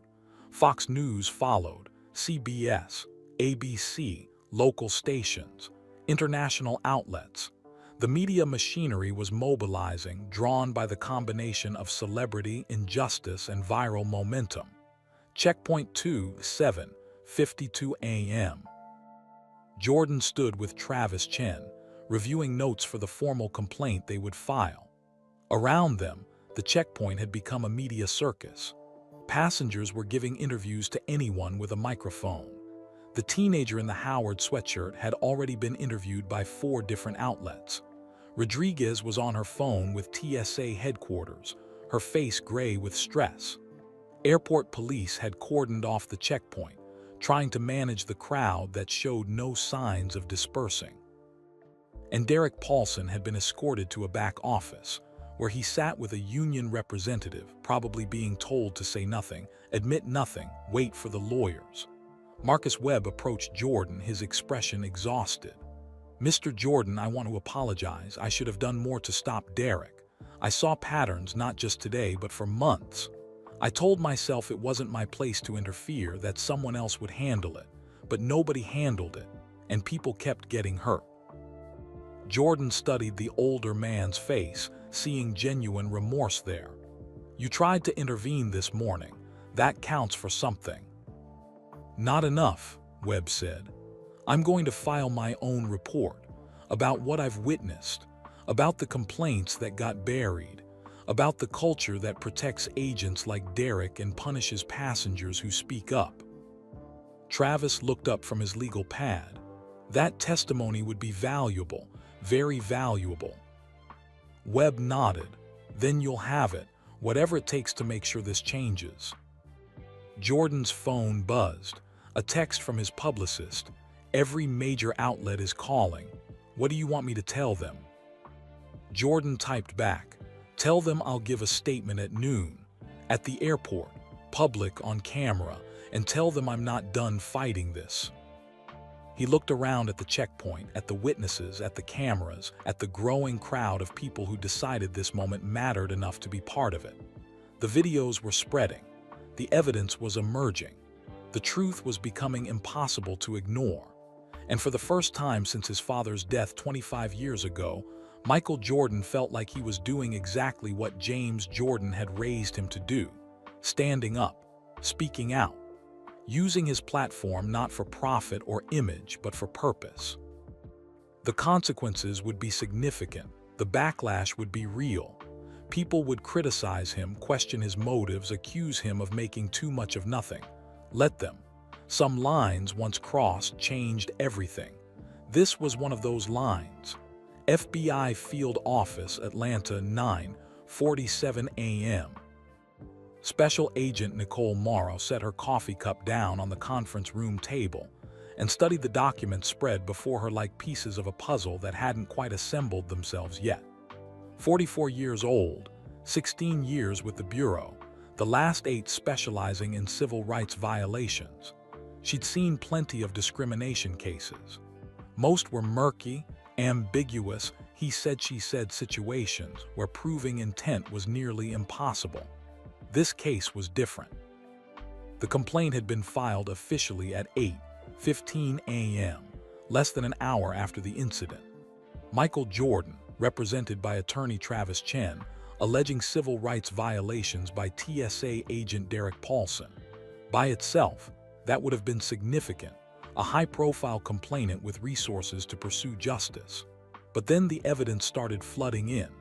Security footage showing a clear pattern of discriminatory stops, personnel files revealing prior complaints that were dismissed, computer search histories indicating premeditation, witness testimony from dozens of passengers, a Delta Airlines employee willing to testify about systematic problems, and all of it viral, public, impossible to sweep under the bureaucratic rug.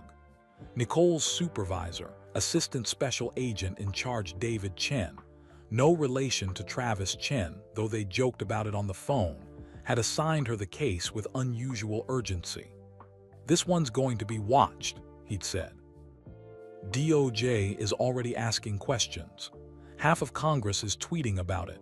We need to be thorough, fast, and bulletproof. Nicole pulled up Derek Paulson's financial records on her laptop, something she'd requested within minutes of getting the case. Financial stress was often a predictor of erratic behavior, of people making desperate choices. What she found made her stomach tight. Paulson was drowning.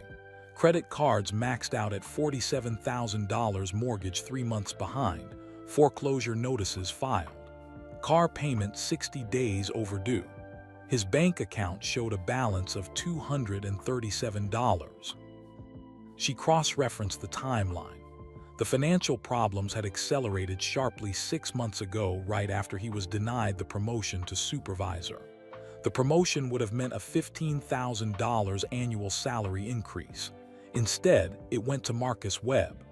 Nicole made notes: financial desperation, denied promotion to black colleague, resentment. But resentment doesn't fully explain the premeditation. Why target Jordan specifically? She pulled up Paulson's phone records, another piece of evidence that required just a basic warrant given the severity of the allegations. His call history showed multiple conversations with one number over the past 3 weeks, a number registered to Mitchell Crenshaw, attorney at law. Nicole felt her investigative instincts sharpening. She ran Crenshaw's name through the Bureau's database. Mitchell Crenshaw, 56, licensed attorney, Georgia Bar, previous licenses. Disbarred in Florida 2009. Suspended in Alabama 2012. Specialization: employment discrimination, civil rights litigation. Notable pattern: multiple cases involving questionable incident documentation. She clicked through Crenshaw's case history. 3 employment discrimination lawsuits in the past 5 years where the incident seemed almost too perfectly documented, too neatly packaged for litigation. In 2 cases, opposing counsel had accused Crenshaw of manufacturing evidence, though nothing was ever proven. Nicole picked up her phone and called her partner, Agent Marcus Williams. "I need you to get a warrant for Mitchell Crenshaw's phone records and email server, and I need it fast." "What are we looking for?" Marcus asked. "I think Paulson didn't just target Jordan on his own. I think someone coached him, maybe helped him plan it. This whole thing might be bigger than one racist TSA agent having a bad day." 2 hours later, the warrant came through. By early afternoon, Nicole was sitting in a secure computer lab with a forensic tech named Sarah Okonkwo, watching as Sarah pulled emails from Crenshaw's server. "This guy's not very tech-savvy," Sarah said, shaking her head. "He's using a basic email account with minimal encryption, and he doesn't delete anything." The first email that caught Nicole's attention was dated October 10, 2018, 5 days before the incident. From M. Crenshaw at CrenshawLegal.com to D. Paulson 1975 at gmail.com. Subject: Ray, our discussion. Derek, I've reviewed the documentation of your denied promotion. You have a legitimate grievance, but frankly, the case is weak without additional evidence of ongoing discrimination. What we need is an incident that's undeniable, high profile, something that generates media attention and forces TSA's hand. Think about your position. You have access to passenger information. You know when high-profile individuals travel. An incident involving someone famous, someone who will fight back, could be exactly what we need to strengthen your case. Let's discuss strategy. The bigger the incident, the stronger our leverage. Mitchell. Nicole felt cold fury building in her chest. She'd seen corruption before, but this was something else. A lawyer actively encouraging a client to manufacture a civil rights violation for financial gain. She kept reading. The email chain continued. October 12, 2018 from D. Paulson 1975 at gmail.com to M. Crenshaw at CrenshawLegal.com. Mitchell. Jordan is confirmed for the 15th. Morning flight to Charlotte through Atlanta. I checked the celebrity travel forums. He's returning from a charity event in Miami. I've already requested that checkpoint assignment. I'll be working the early shift. What exactly do you need me to do? D. From M. Crenshaw at Crenshaw Legal, com. 2. D. Paulson 1975 at gmail.com. Perfect. Here's what we need. You conduct a secondary screening that's technically within your authority but clearly disproportionate. Question his ID thoroughly. Make him wait. The key is getting him to react, ideally with frustration or anger that you can document. If he complies quietly, we have less to work with. But someone like Jordan, someone used to respect and deference, is likely to push back when treated like a common criminal. That pushback becomes our evidence of the hostile work environment you face. Remember, you're documenting discrimination against you, not committing it against him. You're showing how the system protects high-profile individuals while regular agents like you get passed over for promotions.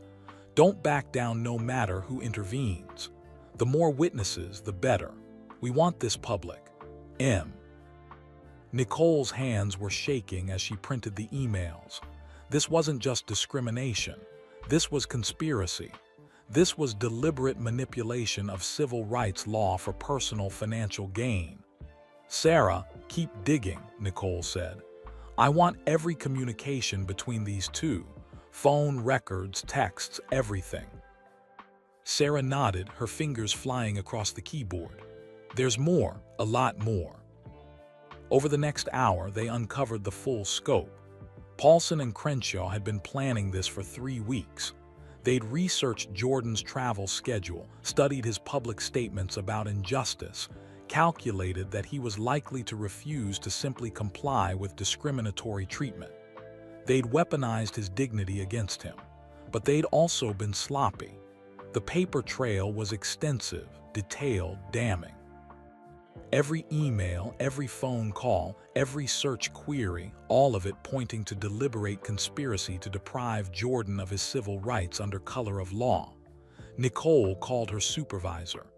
David, this is bigger than we thought. We're not just looking at a discrimination case. We're looking at conspiracy, fraud, abuse of process. And there might be more. More how? I want to dig into Crenshaw's finances, see who's paying him. Because a lawyer this sleazy, working with a TSA agent this desperate, someone's funding this. Someone with a bigger agenda. You think there's a third party? I think we need to find out.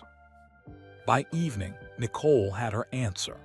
Buried in Crenshaw's bank records was a $15,000 deposit from a shell corporation registered in Delaware. The trail led through 3 different holding companies before she found the source. A private investigation firm called Sentinel Strategic Solutions. And Sentinel Strategic Solutions was on retainer for. Nicole stared at her computer screen, barely believing what she was seeing. Skyreach Airlines, a major competitor to Delta, desperately trying to steal market share from Hartsfield-Jackson Atlanta International Airport. She picked up her phone and called David again. We need to bring in the DOJ. This isn't just civil rights anymore. This is corporate espionage, sabotage, conspiracy at a level that goes way beyond one TSA agent and one corrupt lawyer. You're sure? Nicole looked at the evidence spread across her desk. The emails, the financial records, the corporate connections. Everything clicking into place like a combination lock finally opening. I'm sure. Someone paid Crenshaw to find a TSA agent with a grievance. Paid him to orchestrate an incident that would damage Atlanta's airport reputation. They wanted a viral discrimination scandal to drive traffic away from the nation's busiest airport.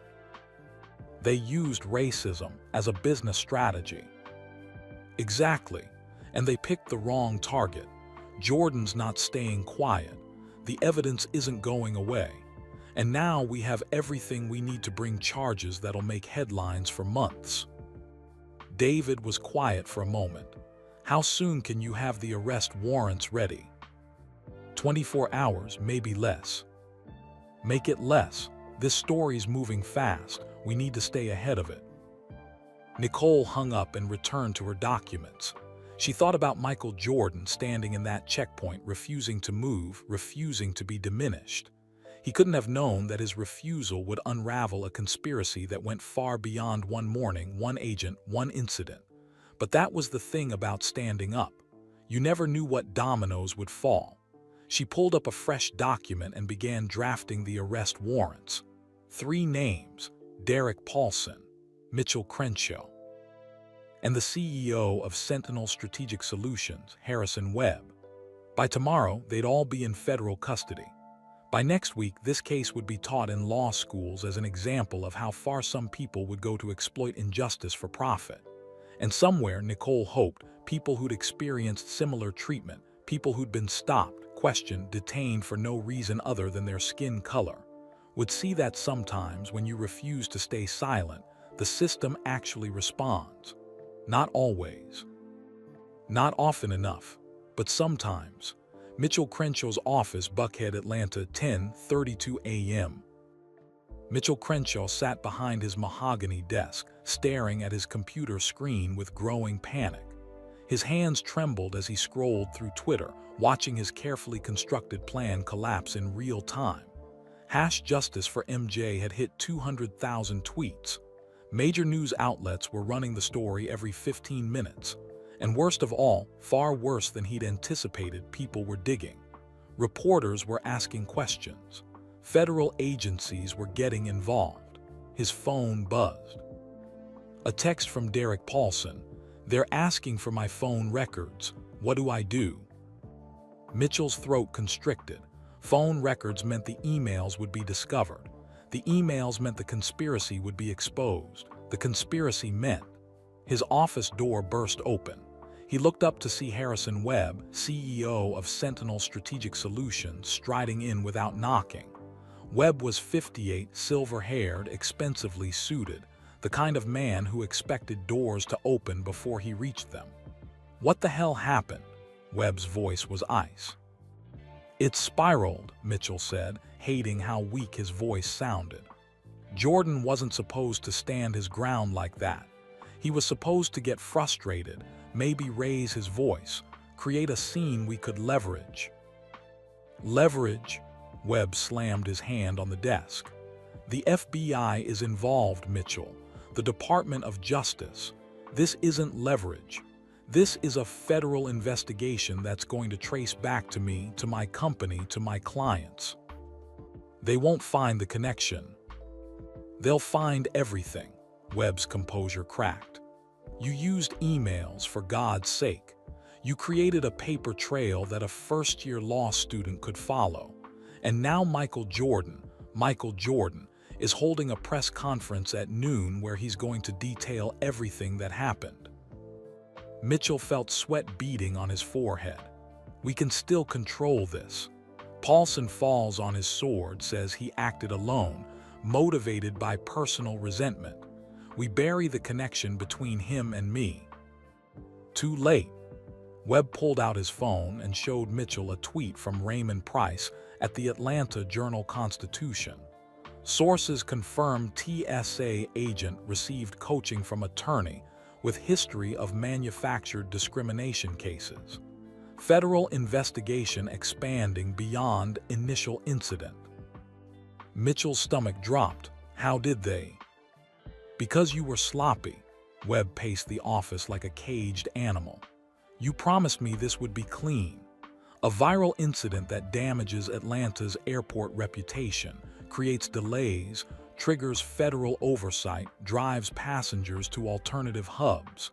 Simple corporate strategy. Instead, you've created a civil rights crisis that's going to destroy all of us." The plan was sound. The plan was insane. Webb spun to face him. "You convinced me that manufacturing a discrimination incident was a legitimate business tactic, that we could exploit racial tensions for market advantage, that using a black man's dignity as a pawn in corporate warfare was just aggressive strategy." Mitchell stood, trying to regain some authority. Harrison, you signed off on this. You funded it. The money trail leads back to you just as much as. Which is why I'm here. Webb's voice went cold, calculated. To tell you that as of this moment you've never worked for Sentinel Strategic Solutions. The shell companies that paid you, dissolved. The contracts, shredded. You were a rogue attorney pursuing a personal vendetta against TSA. We have no connection to you or your schemes. You can't just. I already have.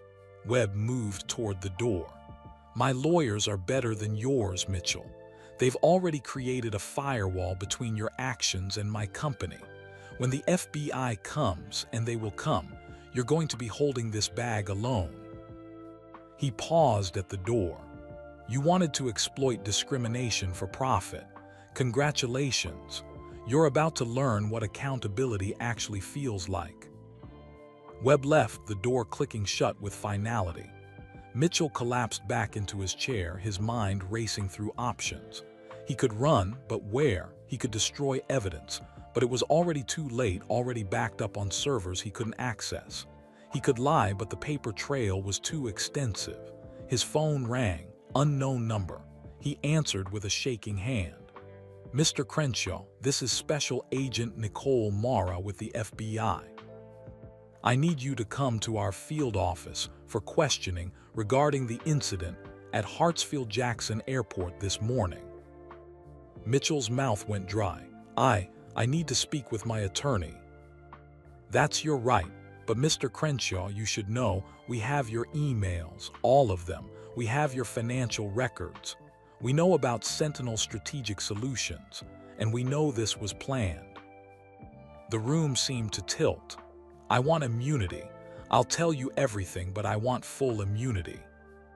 That's not my decision, but cooperation will be noted in our report. How soon can you be here? Mitchell looked around his office. The law degree on the wall, the case citations in their leather-bound volumes, the photographs of himself with minor celebrities and local politicians. 25 years of building a practice, cutting corners, exploiting loopholes, and now it was all burning down because he'd convinced himself that manufacturing racism was just another legal strategy. 2 hours, he said. I'll be there in 2 hours. Make it 1 hour, Mr. Crenshaw, and bring everything. Every document, every communication with Derek Paulson, every instruction you received from Sentinel Strategic Solutions. Because right now, you're looking at conspiracy charges, deprivation of civil rights under color of law, wire fraud, and about 6 other federal offenses. Your only chance is complete cooperation. The line went dead. Mitchell sat in the silence of his office, contemplating the wreckage of his career, his freedom, his life. He thought he was being clever. Identify a disgruntled TSA agent, coach him to create a viral incident, damage a competitor's reputation, collect his fee. Simple, clean, deniable. But he'd forgotten the most basic rule. You can't control chaos once you unleash it. And Michael Jordan, the man Mitchell had selected specifically because his fame would amplify the incident, had refused to play the role assigned to him. Instead of reacting with anger or frustration, Jordan had responded with dignity and purpose.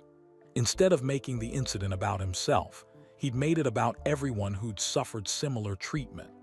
Mitchell had tried to exploit Jordan's blackness as a weapon. Jordan had turned it into a shield for others. Mitchell pulled out his laptop and began compiling files, emails, financial records, communications with Sentinel, everything the FBI would want. Maybe if he gave them everything, if he exposed the entire conspiracy, he could salvage something from the wreckage. His phone buzzed with a news alert.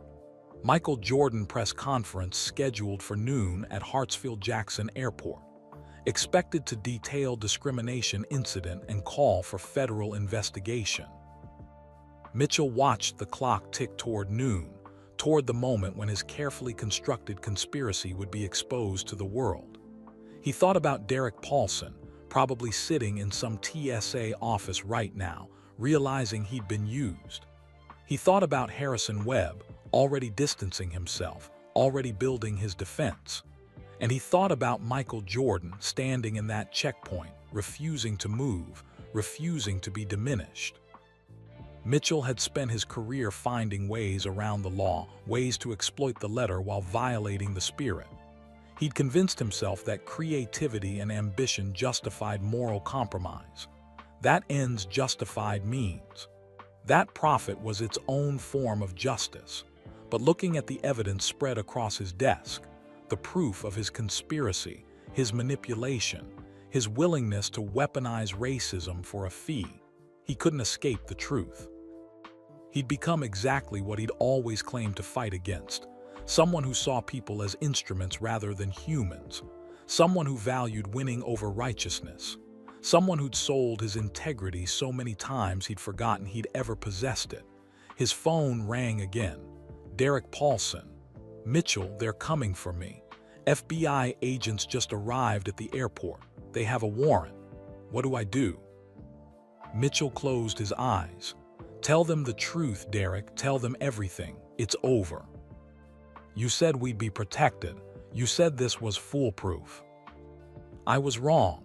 The admission tasted like ash. I was wrong about everything.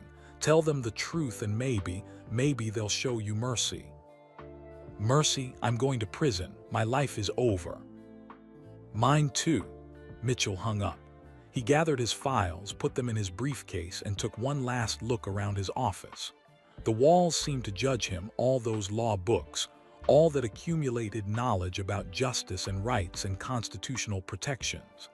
He'd studied them all, understood them all, and then perverted them all in service of profit. His father had been a civil rights attorney in the 1960s, had marched with Dr. King, had devoted his life to fighting discrimination.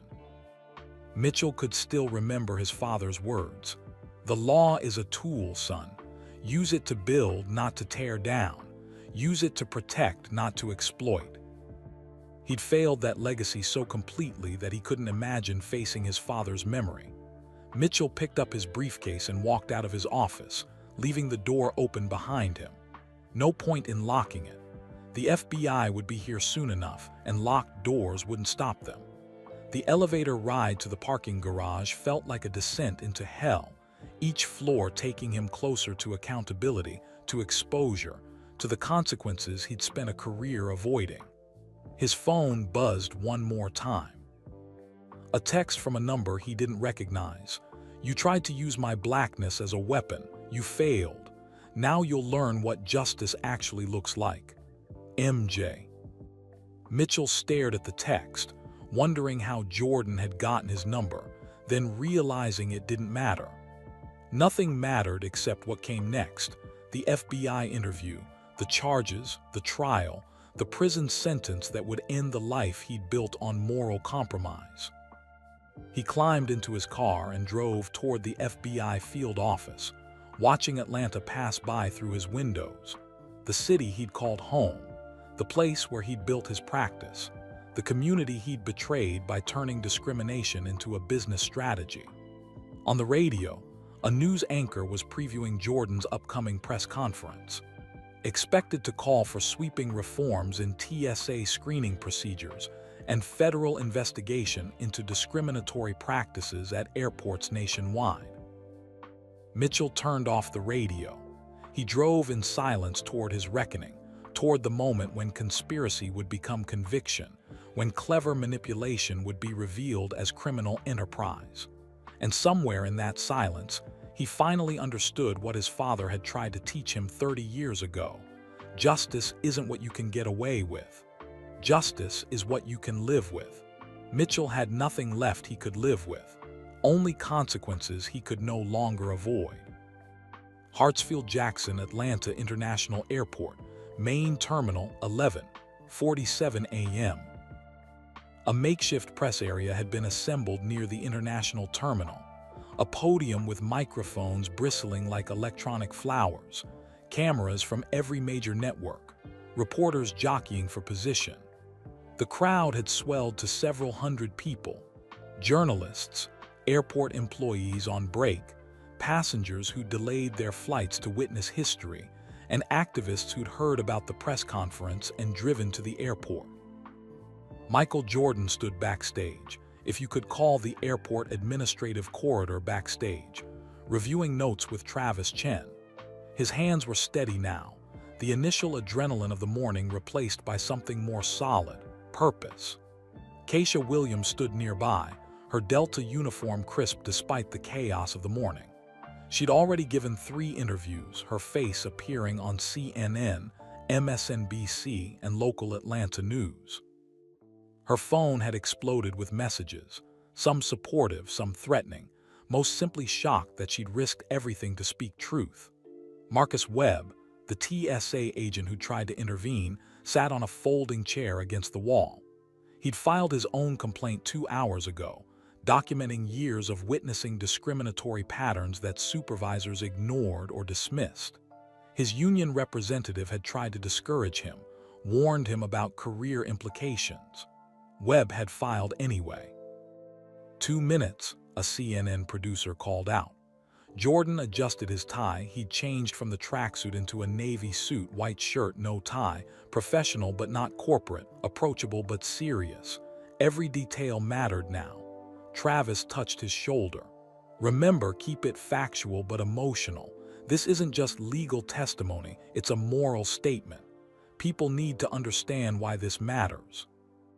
I know what to say. Jordan's voice was calm. He'd spoken to millions before in championship celebrations, in Hall of Fame inductions, in commercials and endorsements. But those were performances. This was different. This was real. The producer gestured. "Mr. Jordan, we're ready." Jordan walked to the podium, the camera flashes creating a strobe effect that would have been disorienting if he wasn't used to it. The crowd quieted immediately, hundreds of faces turning toward him with anticipation. He looked at the cameras, at the reporters, at the ordinary people who'd come to witness this moment. Then he began. "My name is Michael Jordan. This morning at approximately 6:47 a.m., I was detained at a TSA checkpoint in this airport without reasonable cause. I was singled out for additional screening despite having cleared pre-check verification. I was questioned aggressively, treated with suspicion, and subjected to differential treatment based solely on the color of my skin." His voice was steady, measured, letting the facts speak first. "But this statement isn't about me. It's about a system that allows discrimination to hide behind the word protocol.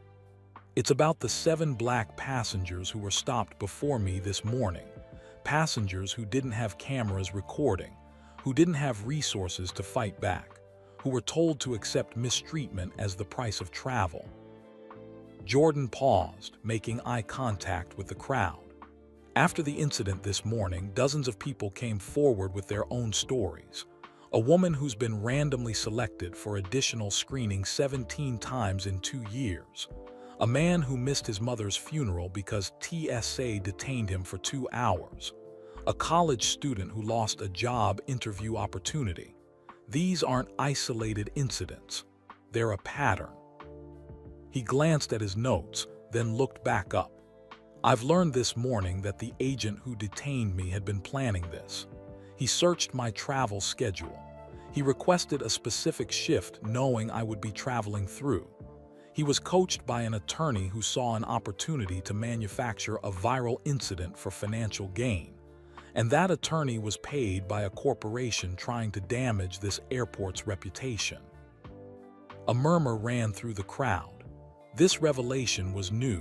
The FBI had confirmed it to Travis just 30 minutes ago, allowing Jordan to include it in his statement. "They tried to weaponize my blackness.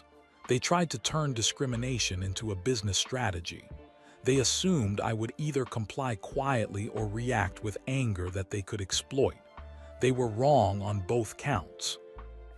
Jordan's voice strengthened, emotion breaking through the measured tone. "My father, James Jordan, was murdered 25 years ago. He spent his life teaching me to stand up against injustice, to use whatever platform I had to protect people who had none. For too long, I've been quiet. I've protected my brand, avoided controversy, stayed in my lane. But this morning, standing in that checkpoint, I heard my father's voice. "You've got the platform. What's it for?" His voice cracked slightly. Several people in the crowd wiped their eyes. "It's for this. It's for making sure that what happened to me, and what happens to countless others every single day, can no longer be dismissed as random or routine. It's for demanding accountability when authority figures abuse their power. It's for ensuring that my father's lessons about dignity and courage weren't wasted on a son who achieved success but failed to fight for justice." Jordan pulled out a document and held it up. "This is a formal complaint filed with the Department of Justice, alleging civil rights violations, conspiracy, and abuse of authority. It names the TSA agent, the attorney who coached him, and the corporation that funded the scheme. But beyond these specific individuals, it calls for systemic reform." He listed his demands, his voice clear and unwavering. Mandatory body cameras for all TSA agents at major airports, independent civilian oversight of screening procedures, quarterly audits analyzing screening patterns by race, with public reporting of results, zero-tolerance policies for discriminatory profiling, with immediate termination and criminal referral for violations, and federal legislation protecting passengers' rights to refuse unlawful searches and to document their interactions with security personnel. The crowd erupted in applause. Jordan waited for it to subside. "I'm also announcing the establishment of the James Jordan Foundation for Justice. I'm committing $20 million to provide legal assistance for victims of discrimination, fund body camera programs for public agencies, and support training initiatives for implicit bias recognition. Because policy changes aren't enough, we need resources backing those policies."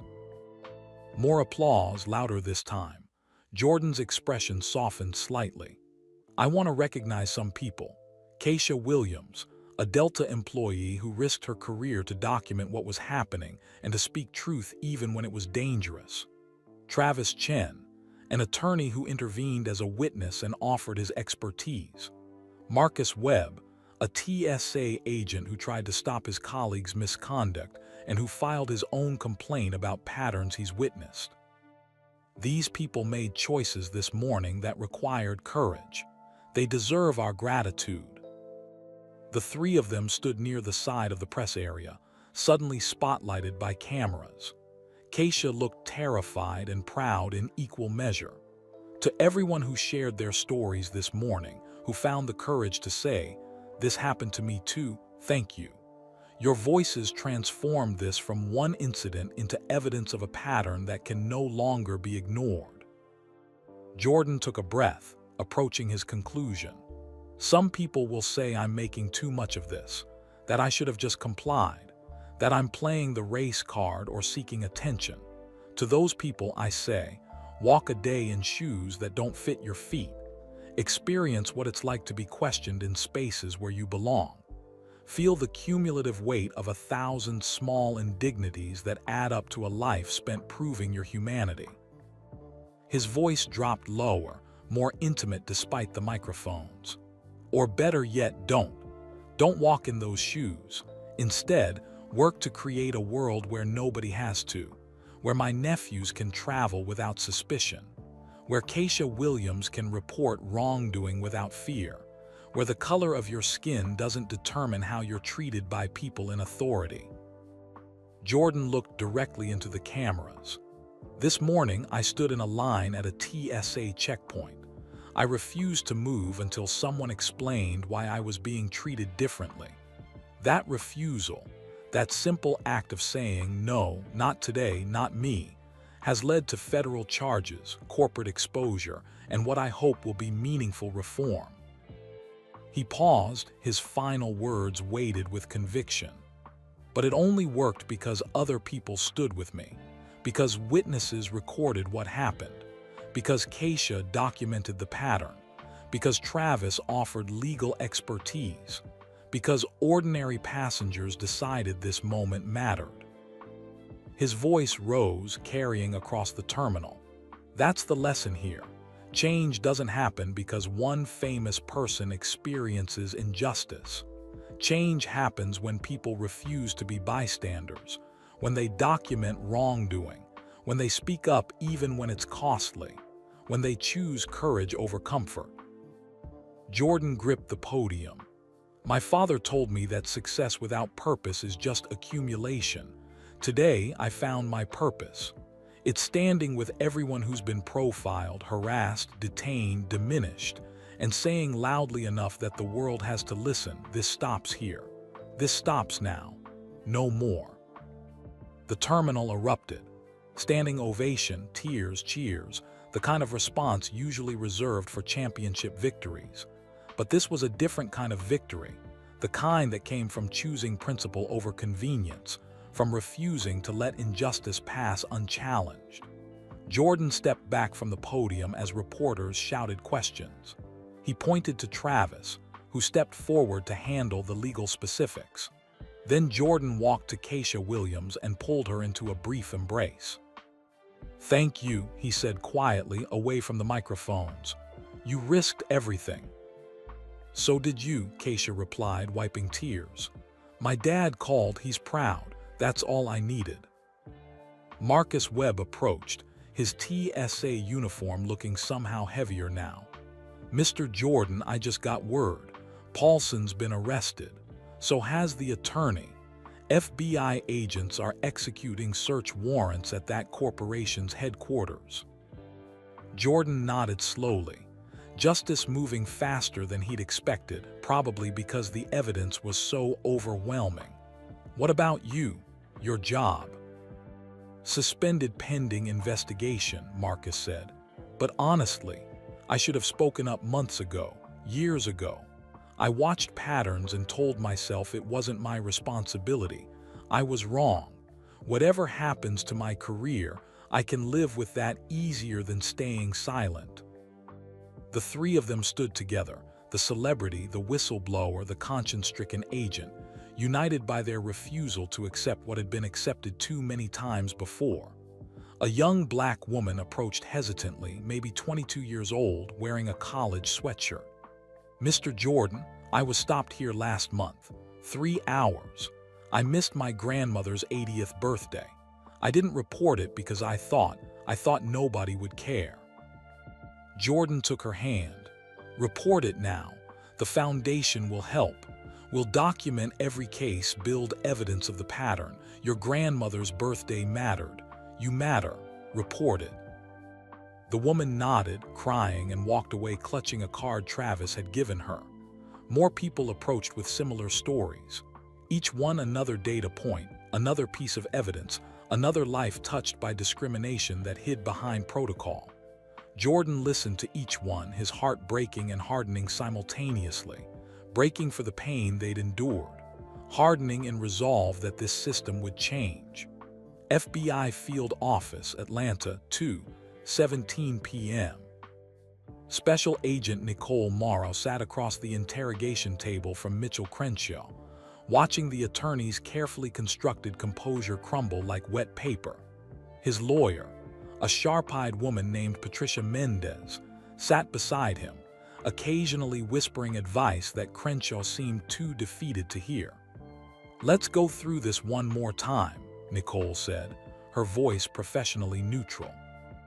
"You were retained by Sentinel Strategic Solution to create a viral incident that would damage Hartsfield-Jackson Airport's reputation.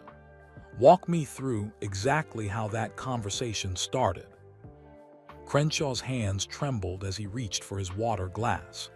"Harrison Webb contacted me in September, said he had a business opportunity. We met at a restaurant in Buckhead, the Capitol Grill. He explained that Skyreach Airlines was losing market share to Delta, primarily because Atlanta's airport handles so much connecting traffic. If they could damage Atlanta's reputation, create delays, trigger federal oversight, passengers would choose alternative routes. And you agreed to help with this." "He offered me $50,000. Crenshaw's voice was hollow. "My practice has been struggling. I have 2 kids in college. I told myself it was just aggressive corporate strategy. Nicole slid a document across the table. These are the emails between you and Derek Paulson.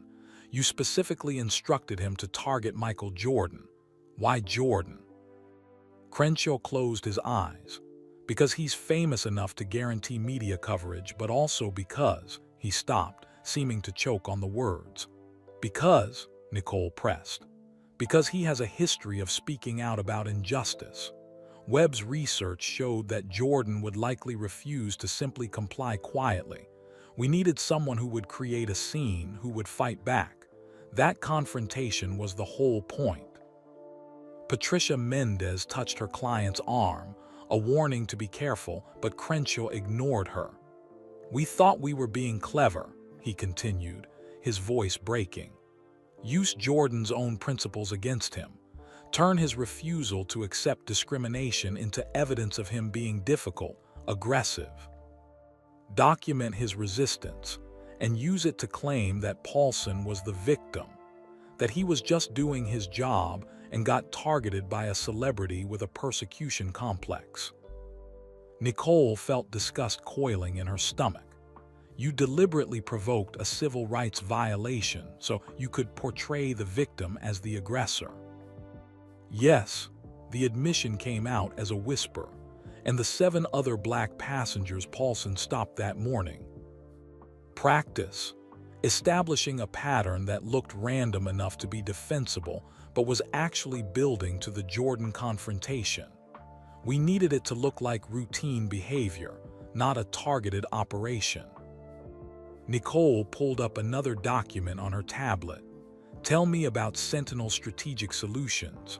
Who else was involved? Crenshaw took a shaky breath. Harrison Webb is the CEO, but he was taking orders from someone higher up. I don't know who, he never said.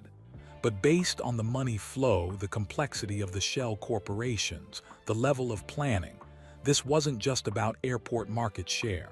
This was bigger. Bigger how?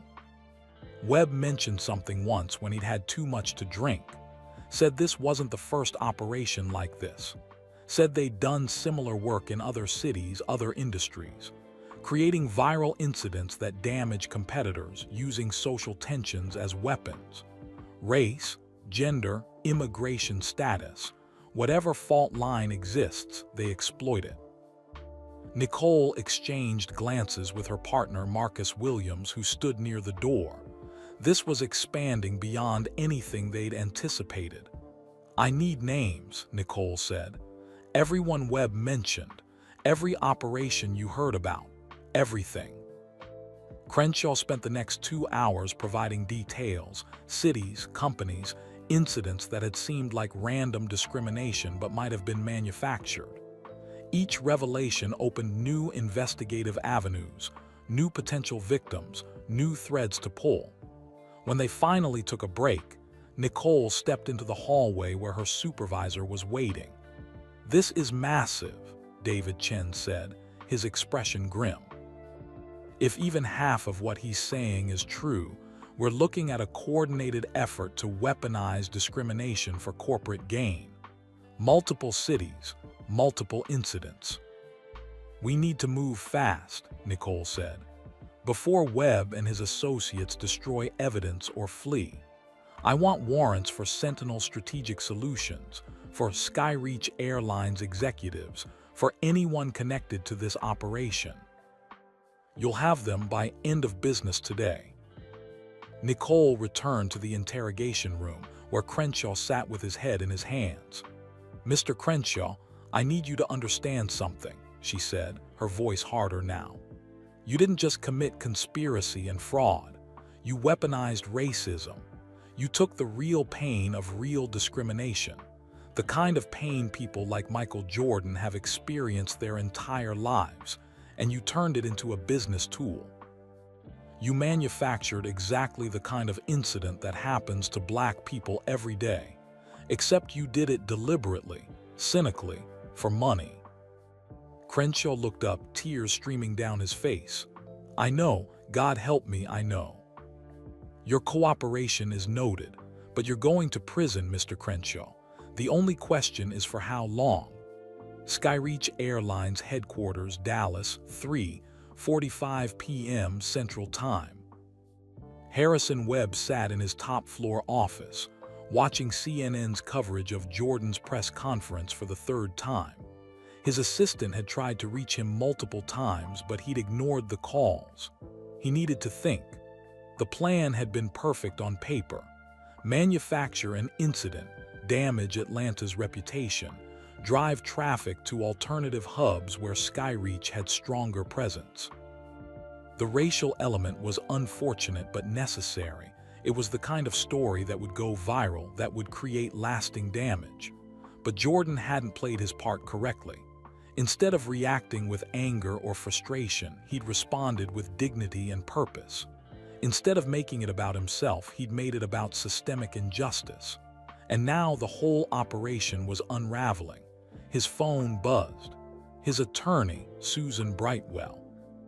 Harrison, the FBI just executed search warrants at Sentinel Strategic Solutions. They're seizing servers, documents, everything. You need to get your own attorney. Now. Webb's hands went numb. They can't connect Sentinel to Skyreach, the shell companies. They'll connect everything. That's what the FBI does. You need to think about your options. Webb hung up and stared at the Dallas skyline. His options.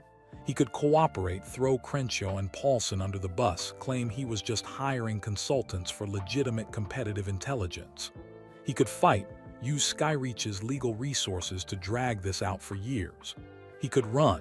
He had money in overseas accounts, contacts who could help him disappear. Or he could face what he'd done.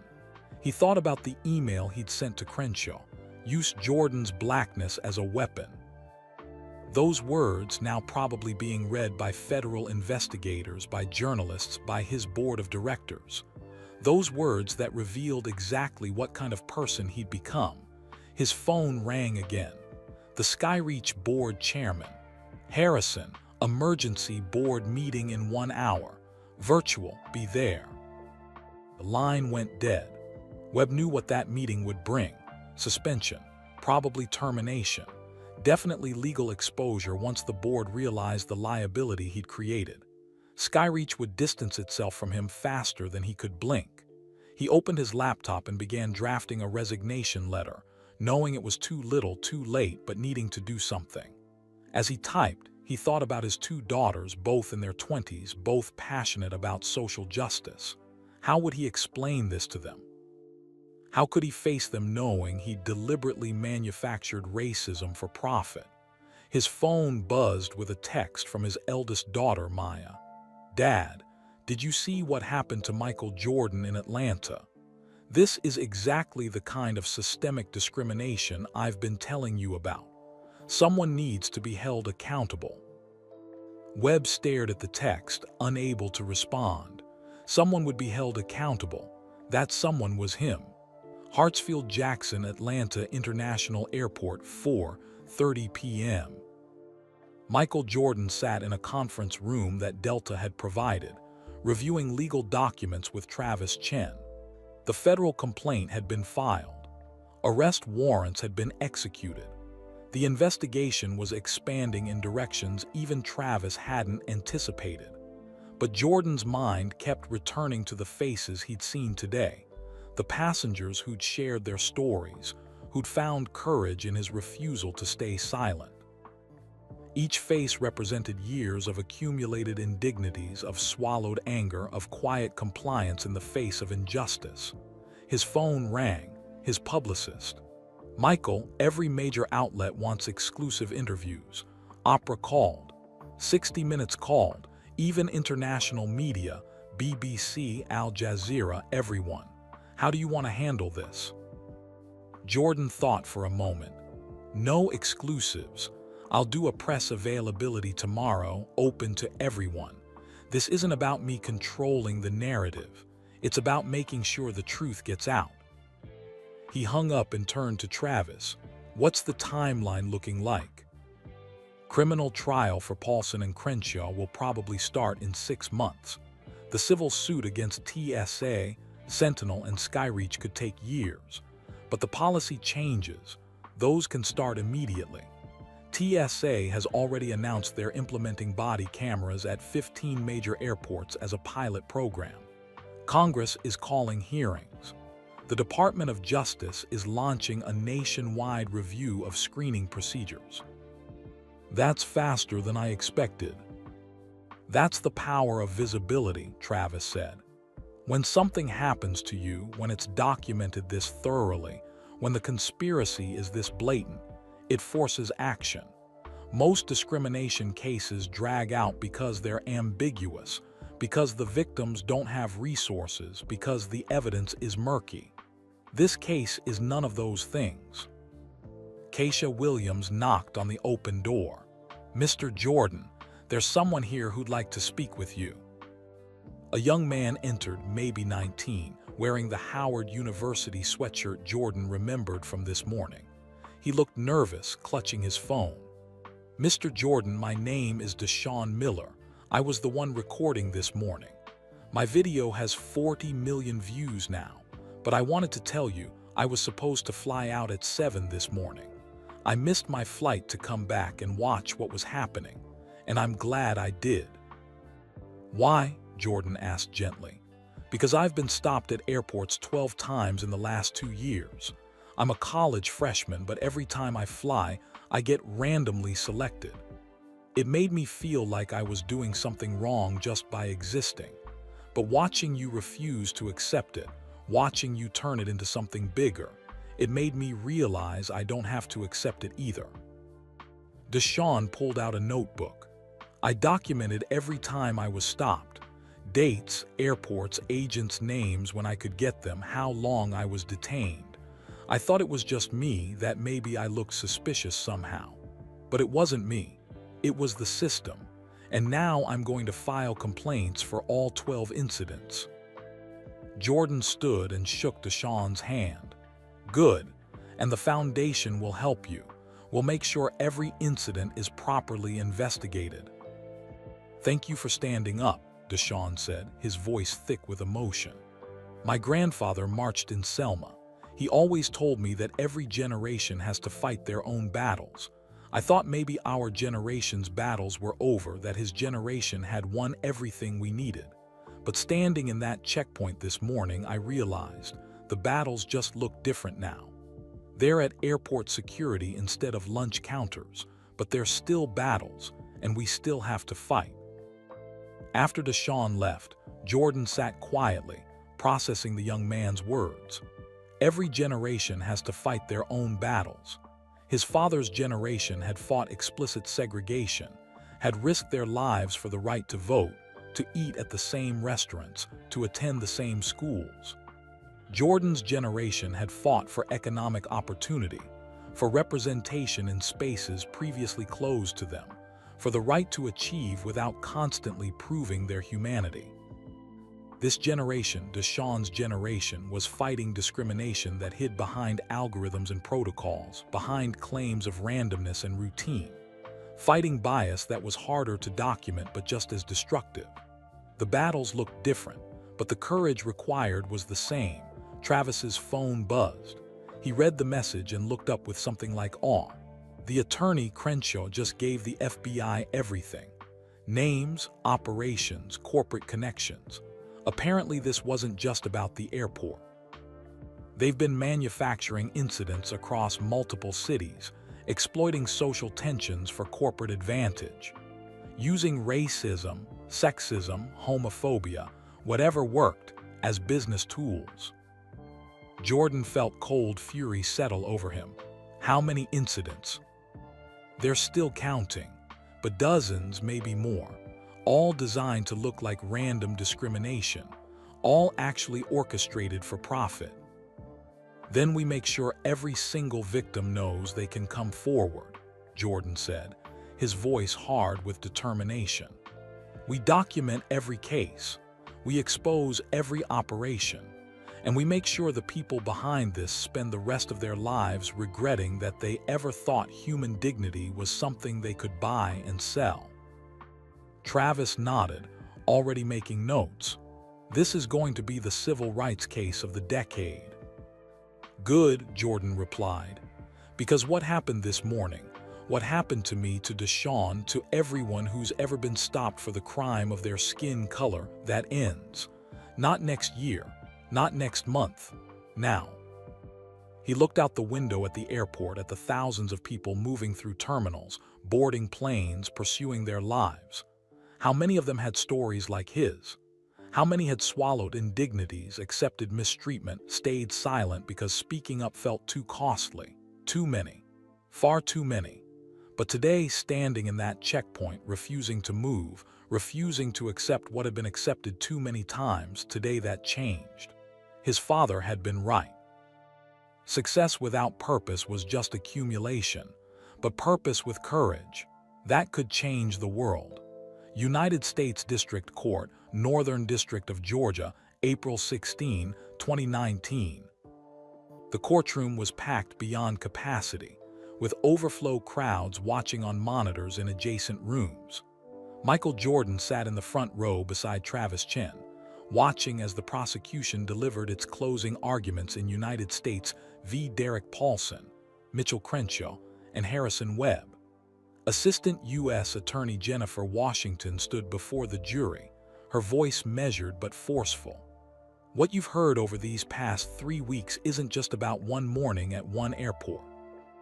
It's about a deliberate conspiracy to weaponize discrimination for profit. The defendants didn't stumble into wrongdoing. They planned it. They funded it. They executed it with precision. She gestured to the evidence boards displaying emails, financial records, and testimony transcripts. Derek Paulson didn't wake up on October 15th and randomly decide to target Michael Jordan.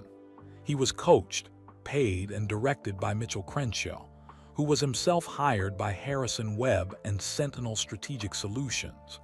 They selected Mr. Jordan specifically because his fame would guarantee media coverage. They researched his history of speaking out against injustice, calculating that he would refuse to comply quietly, and that refusal would be their evidence. Jennifer paused, making eye contact with each juror. But they made a fatal miscalculation.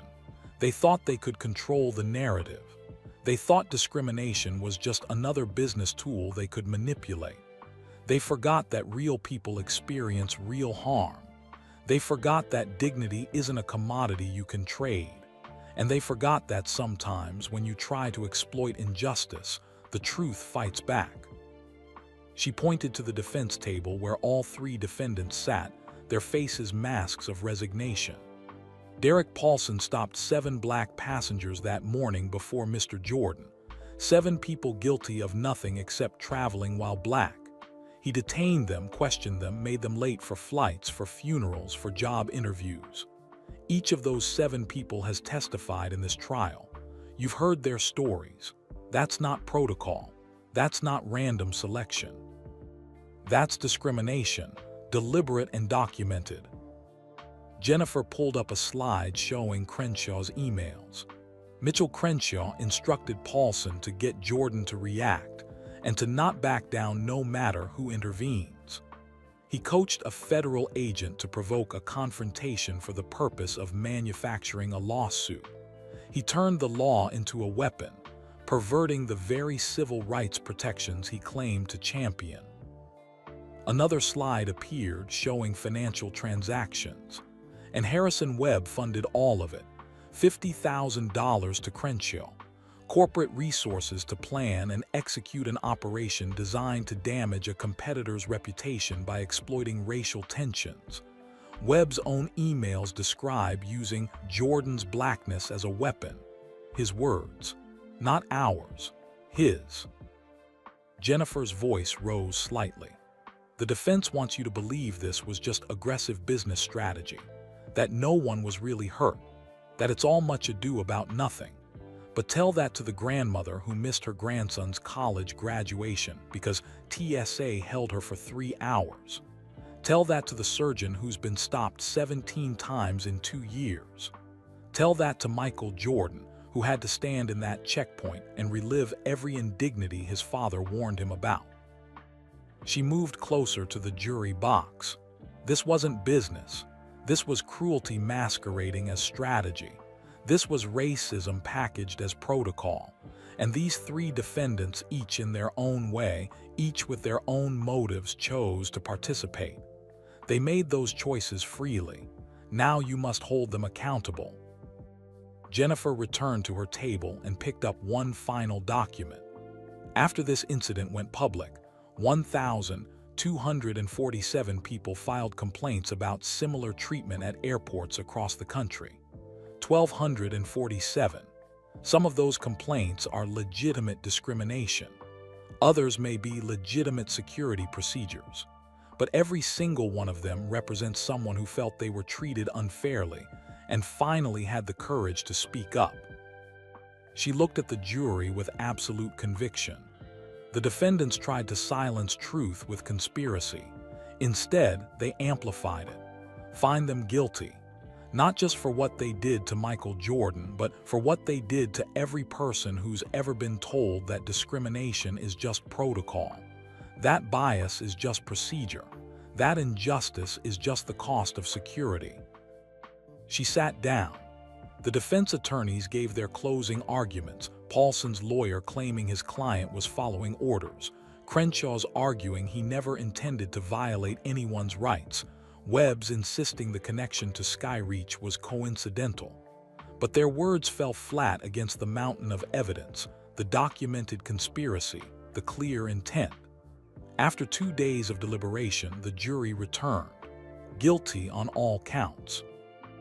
Derek Paulson, conspiracy to deprive civil rights, abuse of authority under color of law, 4 years in federal prison.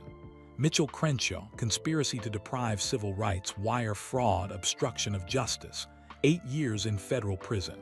Harrison Webb, conspiracy to deprive civil rights, wire fraud, corporate espionage, 12 years in federal prison.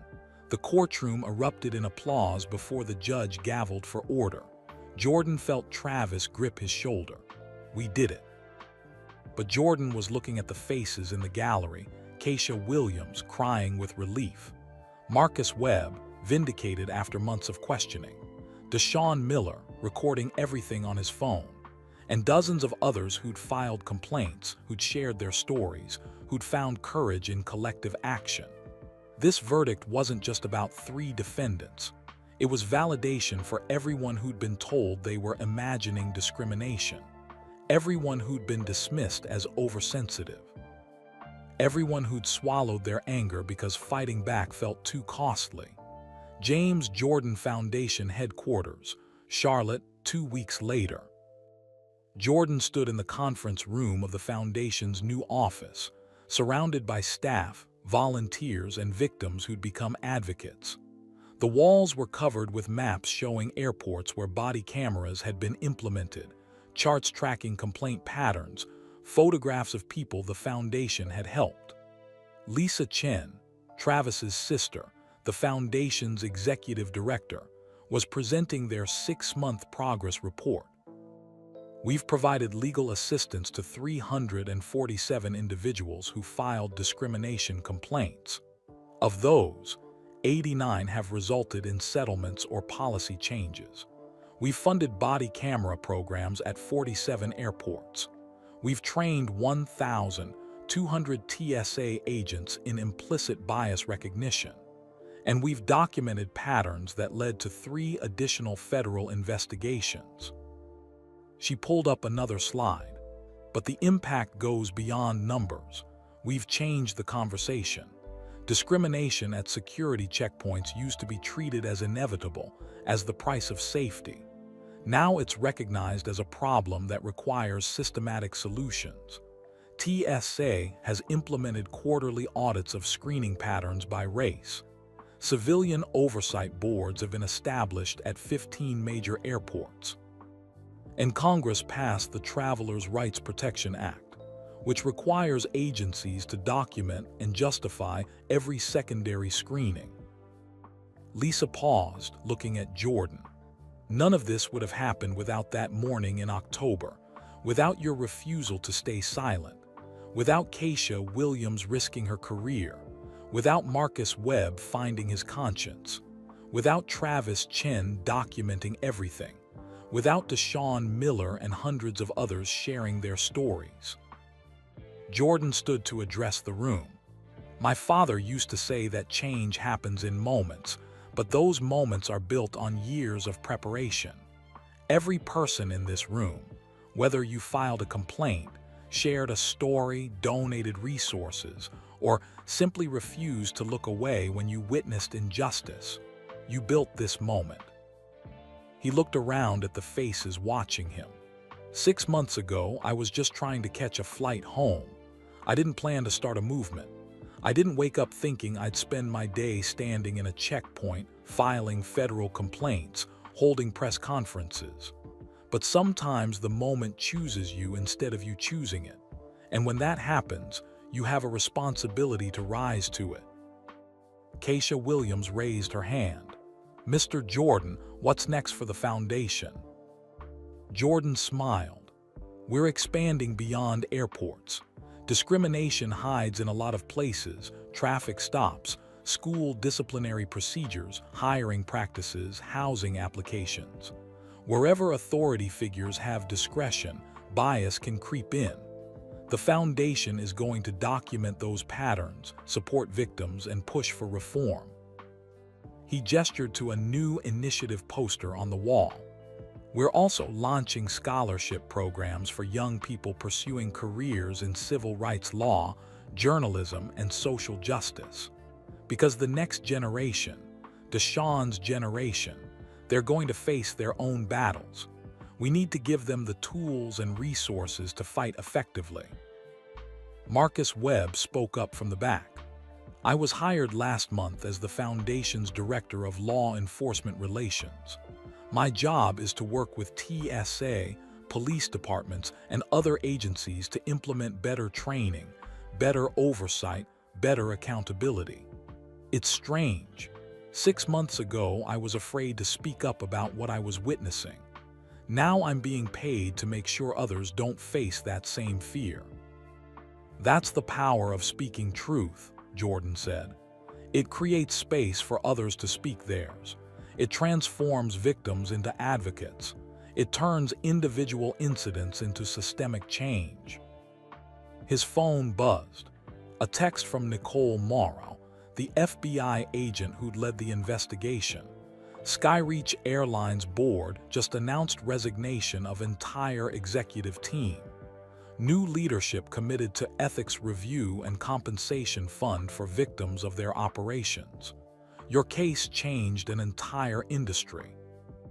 Jordan showed the message to Travis, who nodded with satisfaction. "There's something else," Jordan said to the room.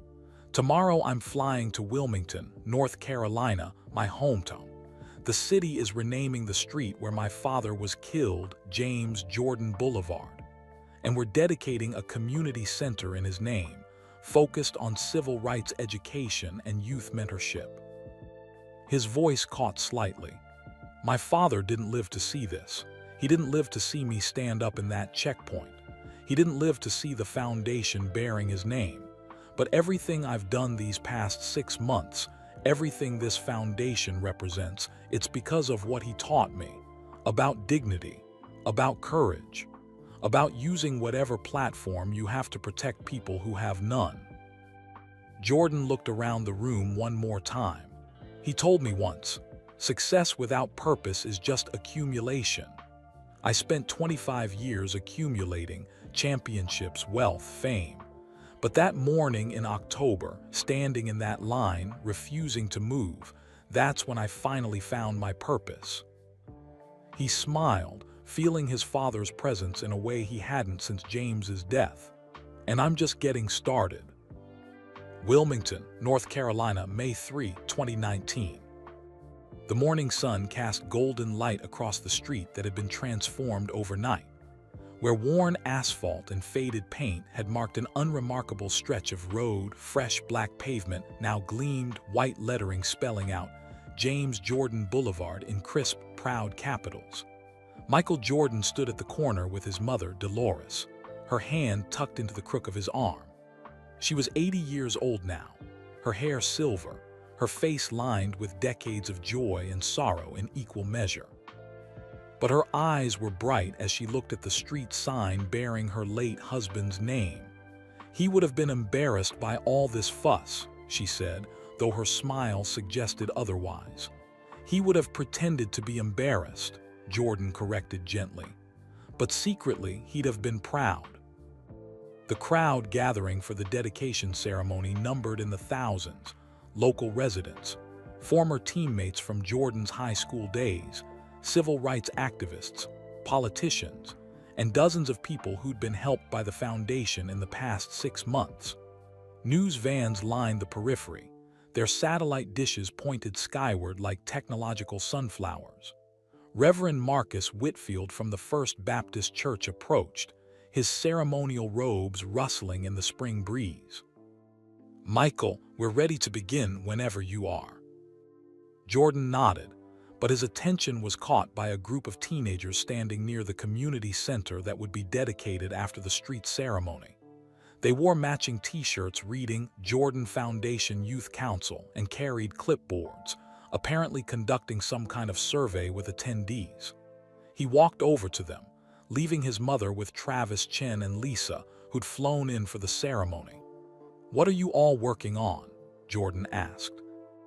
A young woman, maybe 17, looked up with startled recognition. "Mr. Jordan, we're documenting stories. The foundation asked us to interview people about their experiences with discrimination, not just at airports but everywhere. Police stops, job applications, school discipline. We're building a database." "That's ambitious work."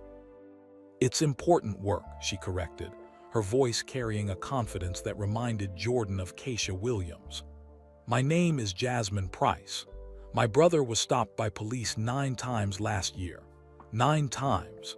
He's a straight-A student, never been in trouble, but he fits some kind of profile. When I heard about what you did at the airport, about how you turned one incident into systematic change, I wanted to do the same thing for other kinds of discrimination." Jordan felt that familiar tightening in his chest, the recognition of purpose finding new expression in unexpected places. "The foundation is lucky to have you." "We're lucky to have the foundation," Jasmine replied. "Before, when my brother got stopped, we just accepted it, thought it was normal. But now we document everything. Dates, times, officers' names. We file complaints.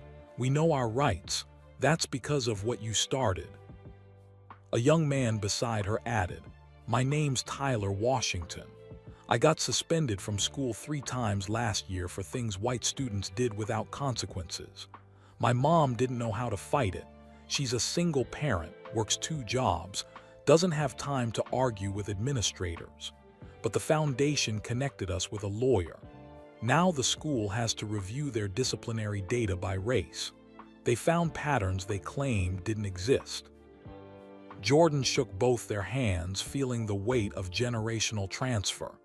These young people were taking the torch and running with it, expanding the mission beyond what he'd initially imagined.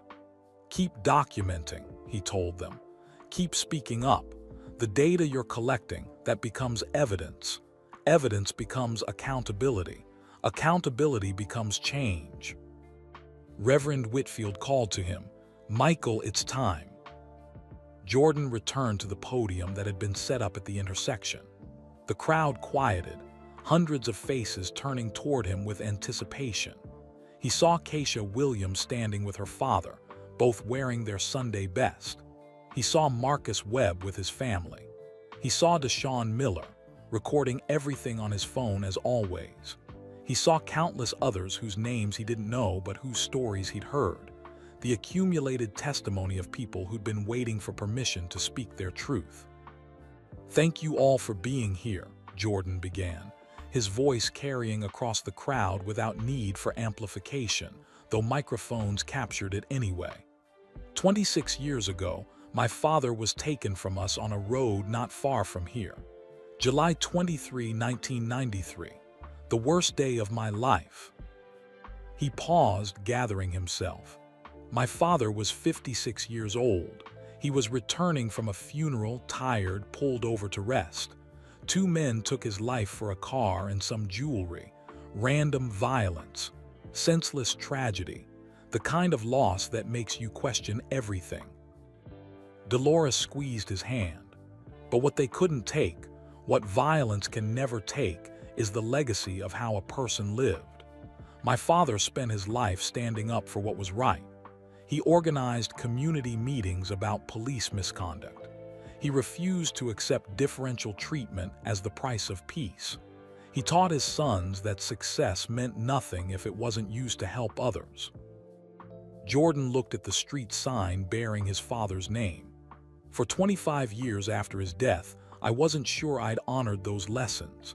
I achieved success, more than I'd ever imagined, but I stayed quiet about injustice. I protected my brand instead of using my platform. I told myself that being excellent was enough, that representation mattered more than confrontation. His voice strengthened. Then last October, I stood in an airport checkpoint and had to make a choice. Accept mistreatment quietly or refuse to move until someone explained why I was being targeted. In that moment, I heard my father's voice asking the question he'd posed years earlier. You've got the platform. What's it for? The crowd was silent, attentive. I chose to refuse, to stand my ground, to demand accountability. And that choice, that simple act of saying no, not today, led to everything that followed. Federal investigations, criminal convictions, policy reforms. A foundation that's helped hundreds of people. And now this, a street bearing my father's name, a community center dedicated to continuing his work. Jordan gestured to the building behind him. The James Jordan Community Center will offer legal clinics for people facing discrimination. It will provide civil rights education for young people. It will train community advocates who can document injustice and demand accountability. It will be a place where people learn that they don't have to accept mistreatment as normal. He looked directly at Jasmine and Tyler and the other young people with clipboards. Most importantly, it will be a place where the next generation learns to fight their own battles, because the work isn't done. Discrimination adapts, finds new forms, hides behind new protocols. Every generation has to recognize it and resist it in their own way. Jordan's voice carried absolute conviction now. My father's generation fought explicit segregation. They sat at lunch counters and marched across bridges and faced dogs and fire hoses. My generation fought for economic opportunity and representation. We integrated boardrooms and broke glass ceilings and accumulated wealth. He paused. This generation, the young people here today, they're fighting discrimination that hides in algorithms and data and claims of objectivity. They're fighting bias that presents itself as neutral procedure. And they're documenting everything, building evidence, demanding transparency in ways that weren't possible before. Jordan pulled the ceremonial ribbon from the street sign's covering. So today, we dedicate this street not just to remember a man who was taken too soon, but to honor the principles he lived by. Dignity over compliance, truth over convenience, purpose over profit, justice over silence. He pulled the ribbon, revealing the full street sign, James Jordan Boulevard. The crowd erupted in applause, many people crying openly. A gospel choir began singing, their voices rising in harmony that seemed to lift the very air. Dolores Jordan stepped to the microphone, her voice wavering but clear. My husband James used to say that love wasn't just a feeling, it was a choice you made every day. A choice to stand up for what's right even when it costs you. A choice to protect the vulnerable even when it's inconvenient. A choice to speak truth even when silence is easier. She looked at her son with such pride that Jordan felt tears streaming down his own face. Michael, you made your father proud, not because of the championships or the fame or the wealth, but because when it mattered, When you had to choose between comfort and courage, you chose courage. You chose to stand in that line and refuse to move. You chose to turn personal injustice into systemic change. You chose love over silence. She touched the street sign, her fingers tracing her husband's name. James, my love, your work continues. Through our son, through this foundation, through all these young people who are learning to fight without losing their humanity. You planted seeds that are still growing. You lit a fire that still burns. The ceremony continued with speeches from local officials, performances by school groups, and testimonies from people the foundation had helped. But Jordan found himself drawn back to Jasmine and Tyler and their group, still interviewing attendees, still documenting stories, still building the evidence that would fuel future accountability. "Can I see what you've collected?" he asked Jasmine. She handed him a clipboard. Page after page of testimonies, traffic stops without cause, job applications mysteriously rejected, school suspensions for minor infractions, housing discrimination disguised as screening criteria. Each story meticulously documented with dates, locations, names when available. "This is powerful work," Jordan said. "This is exactly what we need." "It's what you taught us," Jasmine replied. "That one story can be dismissed, but patterns can't be ignored. You turned one incident into evidence of systematic discrimination. We're doing the same thing." Tyler added, "The foundation is funding our work. We have 15 youth councils now in different cities, all doing the same thing, documenting discrimination, building databases, training people to know their rights. By the end of the year, we'll have thousands of documented cases." Jordan felt something shift inside him. The recognition that this work had grown beyond him, had taken on its own life and momentum. These young people weren't following his lead anymore. They were leading themselves, expanding the mission in directions he hadn't imagined. That was how real change happened.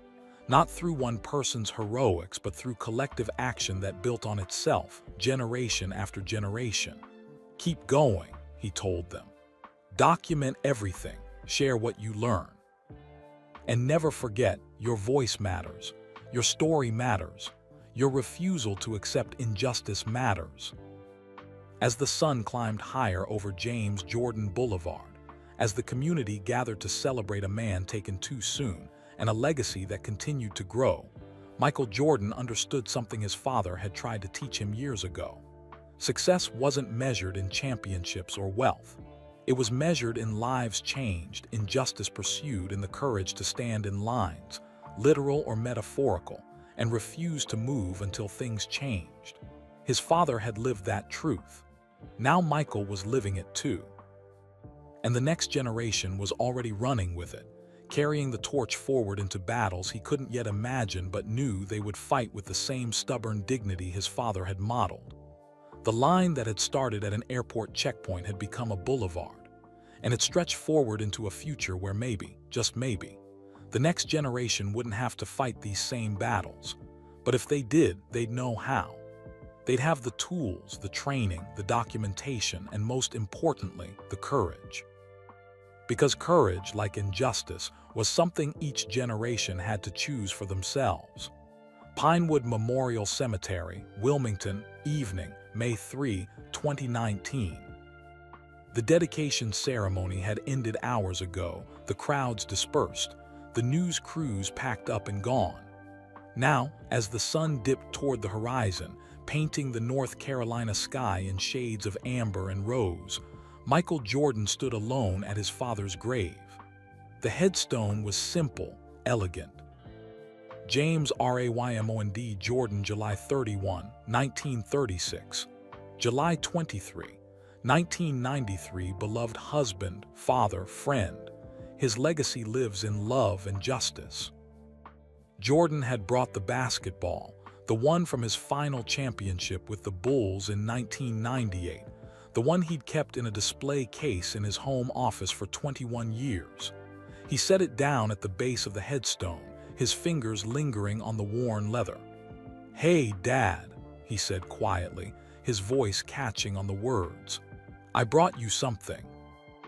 The cemetery was peaceful, just the sound of evening birds and the rustle of leaves in the old oak trees that surrounded the family plot. Jordan sat on the grass beside the grave, not caring about his expensive suit, needing to be close. "I've been carrying this ball for 2 decades, thinking it represented the pinnacle of everything I'd accomplished. 6 championships, the perfect ending, the validation of everything you and Mom sacrificed for me to succeed." He touched the headstone, his fingers tracing his father's name.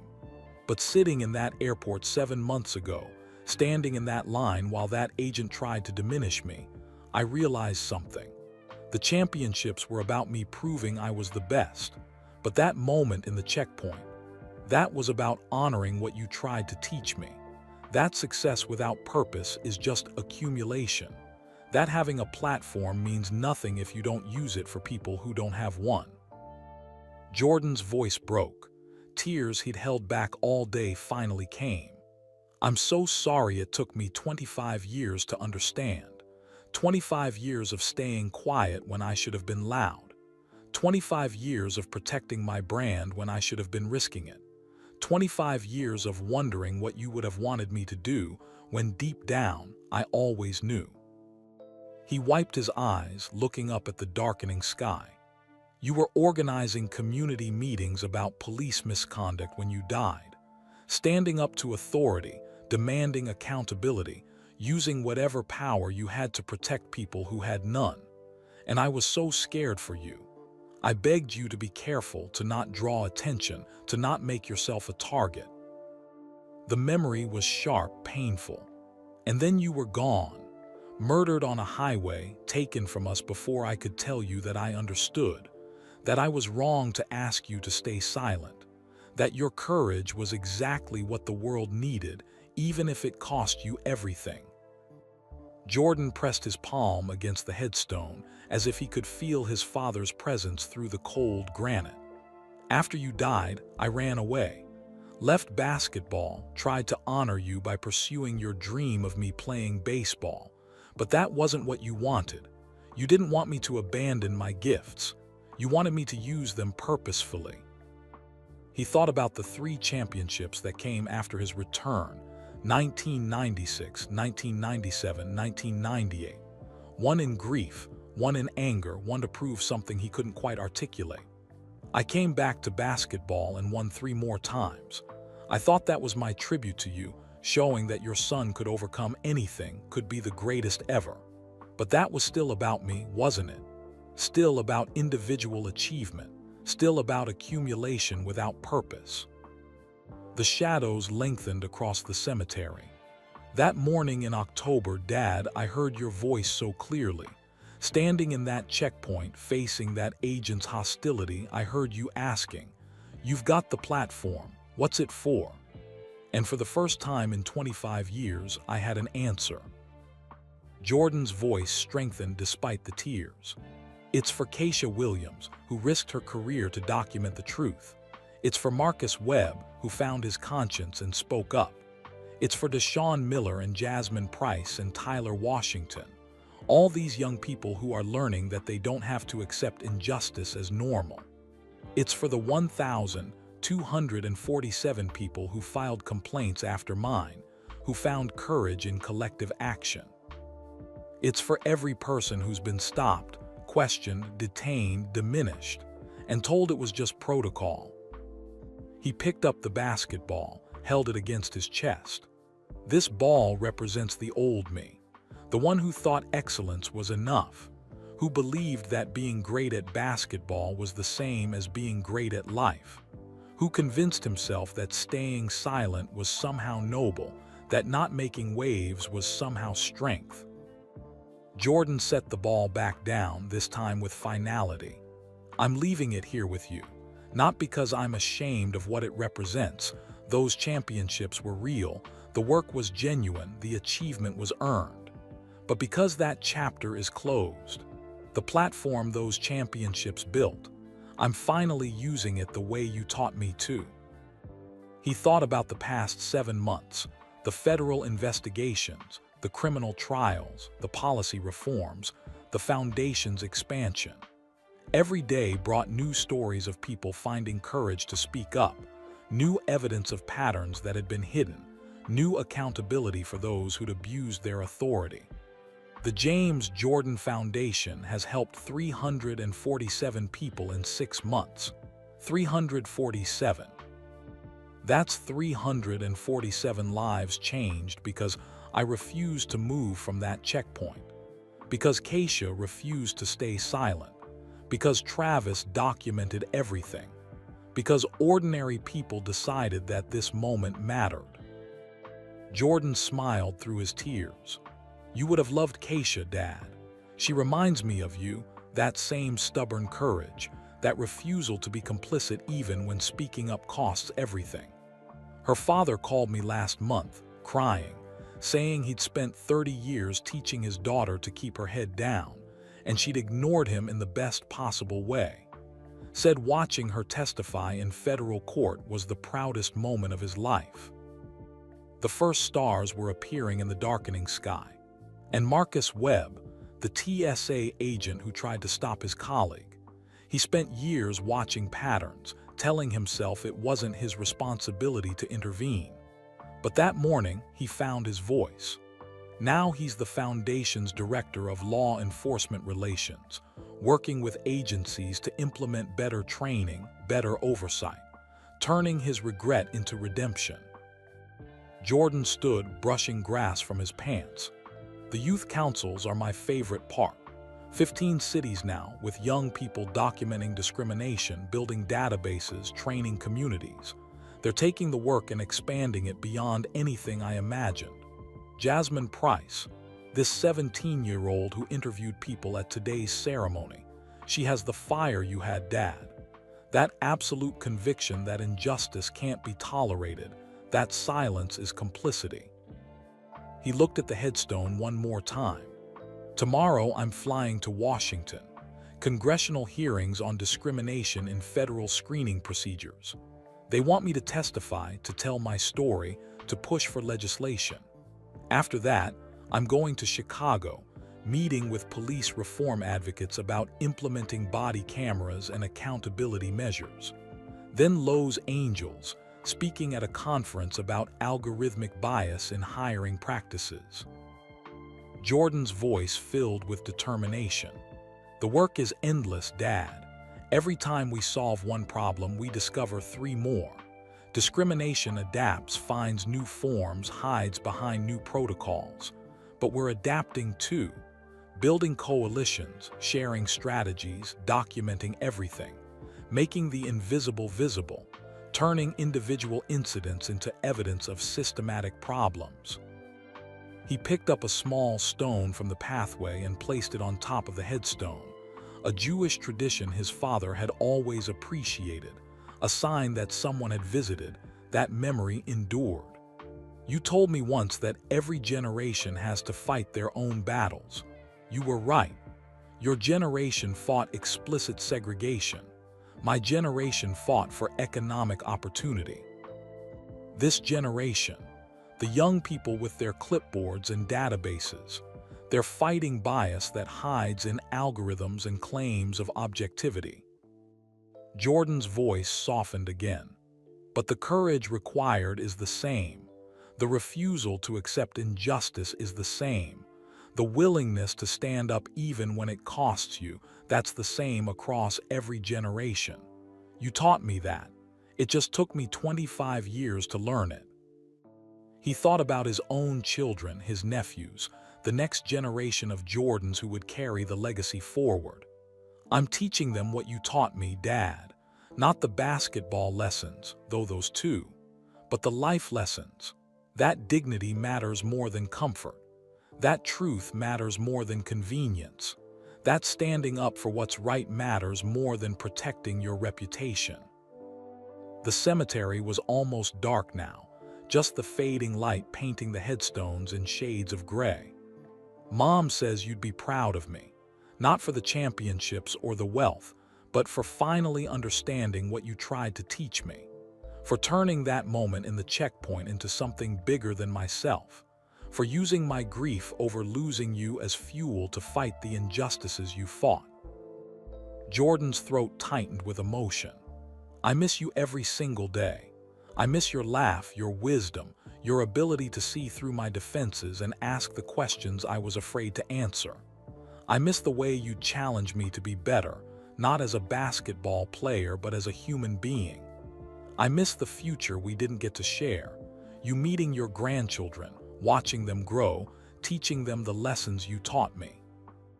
He pressed his forehead against the cool granite. But I feel you in the work, Dad. Every time someone finds the courage to file a complaint, I feel you. Every time a policy changes because we documented a pattern, I feel you. Every time a young person learns they don't have to accept discrimination as normal, I feel you. Jordan straightened, his decision made. The basketball stays here with you. That chapter is closed. But the platform it built, that's just getting started. The James Jordan Foundation, the policy reforms, the youth councils, the congressional testimony, all of it is your legacy continuing. Your fire still burning. Your refusal to accept injustice still inspiring people who never knew you. He turned to leave, then stopped, looking back one more time. I love you, Dad. I'm sorry it took me so long to understand.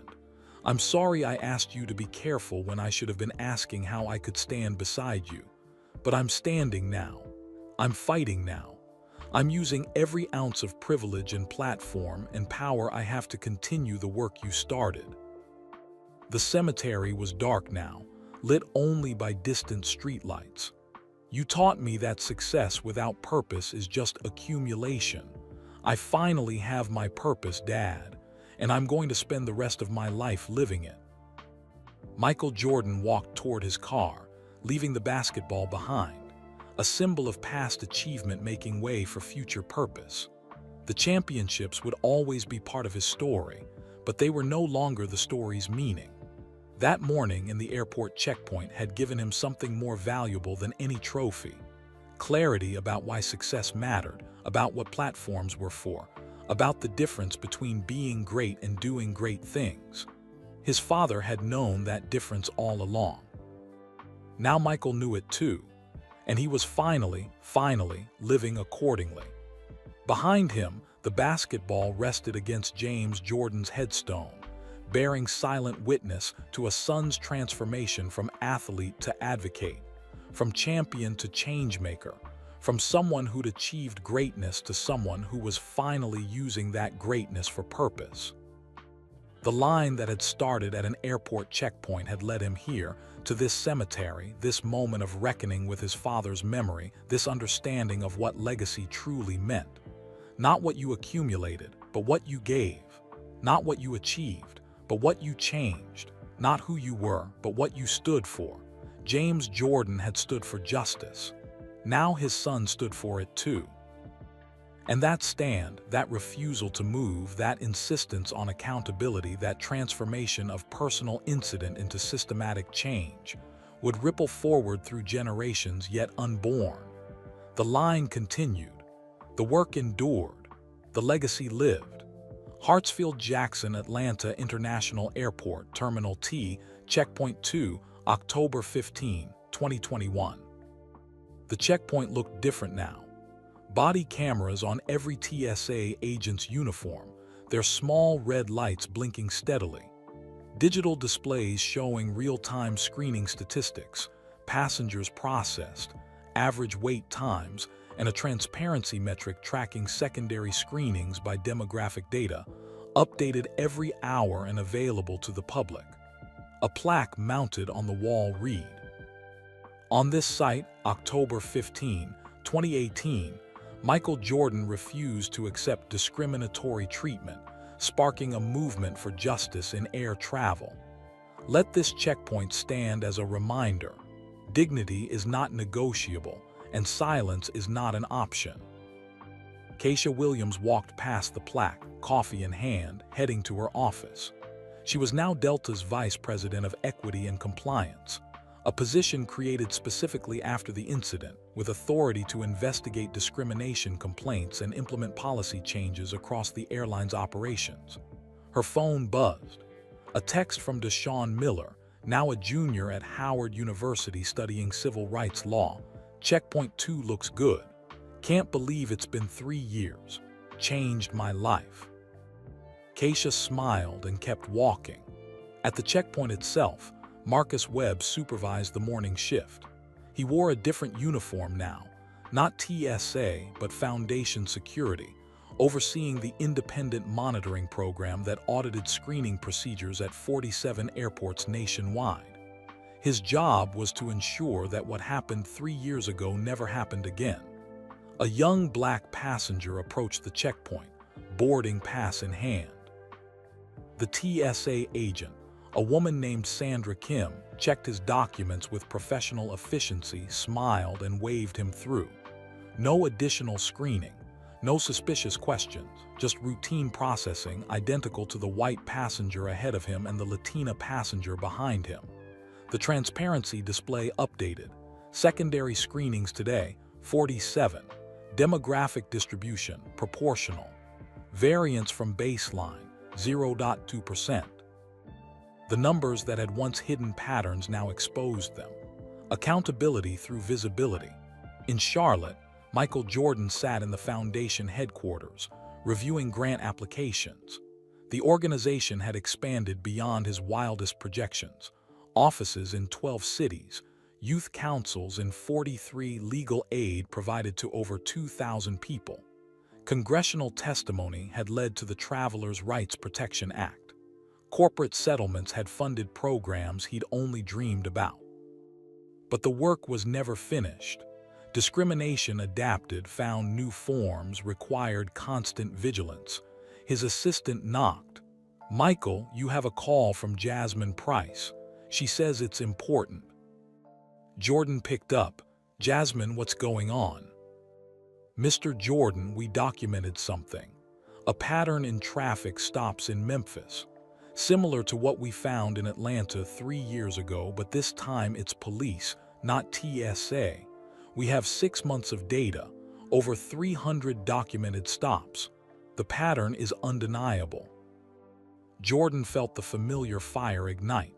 "Send me everything. We'll get legal involved, contact the DOJ, start building the case."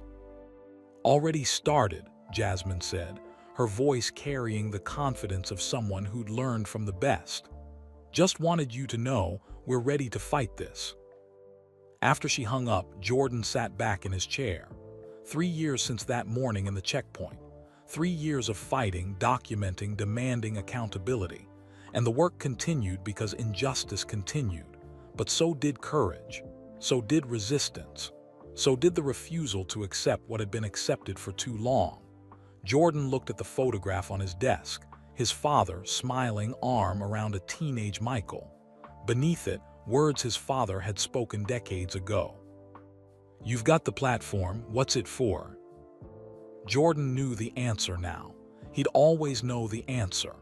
The line that started at a checkpoint 3 years ago stretched forward into a future where maybe, just maybe, everyone would be treated with the dignity they deserved. But until then, the work continued. The legacy lived, and Michael Jordan would keep fighting. And that was the end of this story. A moment that began with one man refusing to move from an airport checkpoint and transformed into a movement that changed policies, exposed conspiracies, and reminded us all that courage isn't just about grand gestures. Sometimes it's simply about standing your ground and saying, "Not today." We'd love to know, where are you listening from? Drop your location in the comments below. Whether you're in Atlanta, Tokyo, London, or anywhere in between, stories like this remind us that the fight for dignity and justice is universal. If this story moved you, inspired you, or opened your eyes to something you hadn't considered before, please hit that like button. It helps us reach more people who need to hear these stories. And don't forget to subscribe to our channel for more compelling, true stories that matter. Stories about courage, justice, and the ordinary people who do extraordinary things when faced with injustice. Finally, share this video with your friends and family. Spread the message. Spread the awareness. Spread the kindness. Because change doesn't happen in isolation. It happens when we collectively decide that something matters enough to talk about it, to share it, to stand together. Thank you for listening. Until next time, remember, you've got a platform no matter how small. The question is, what will you use it for?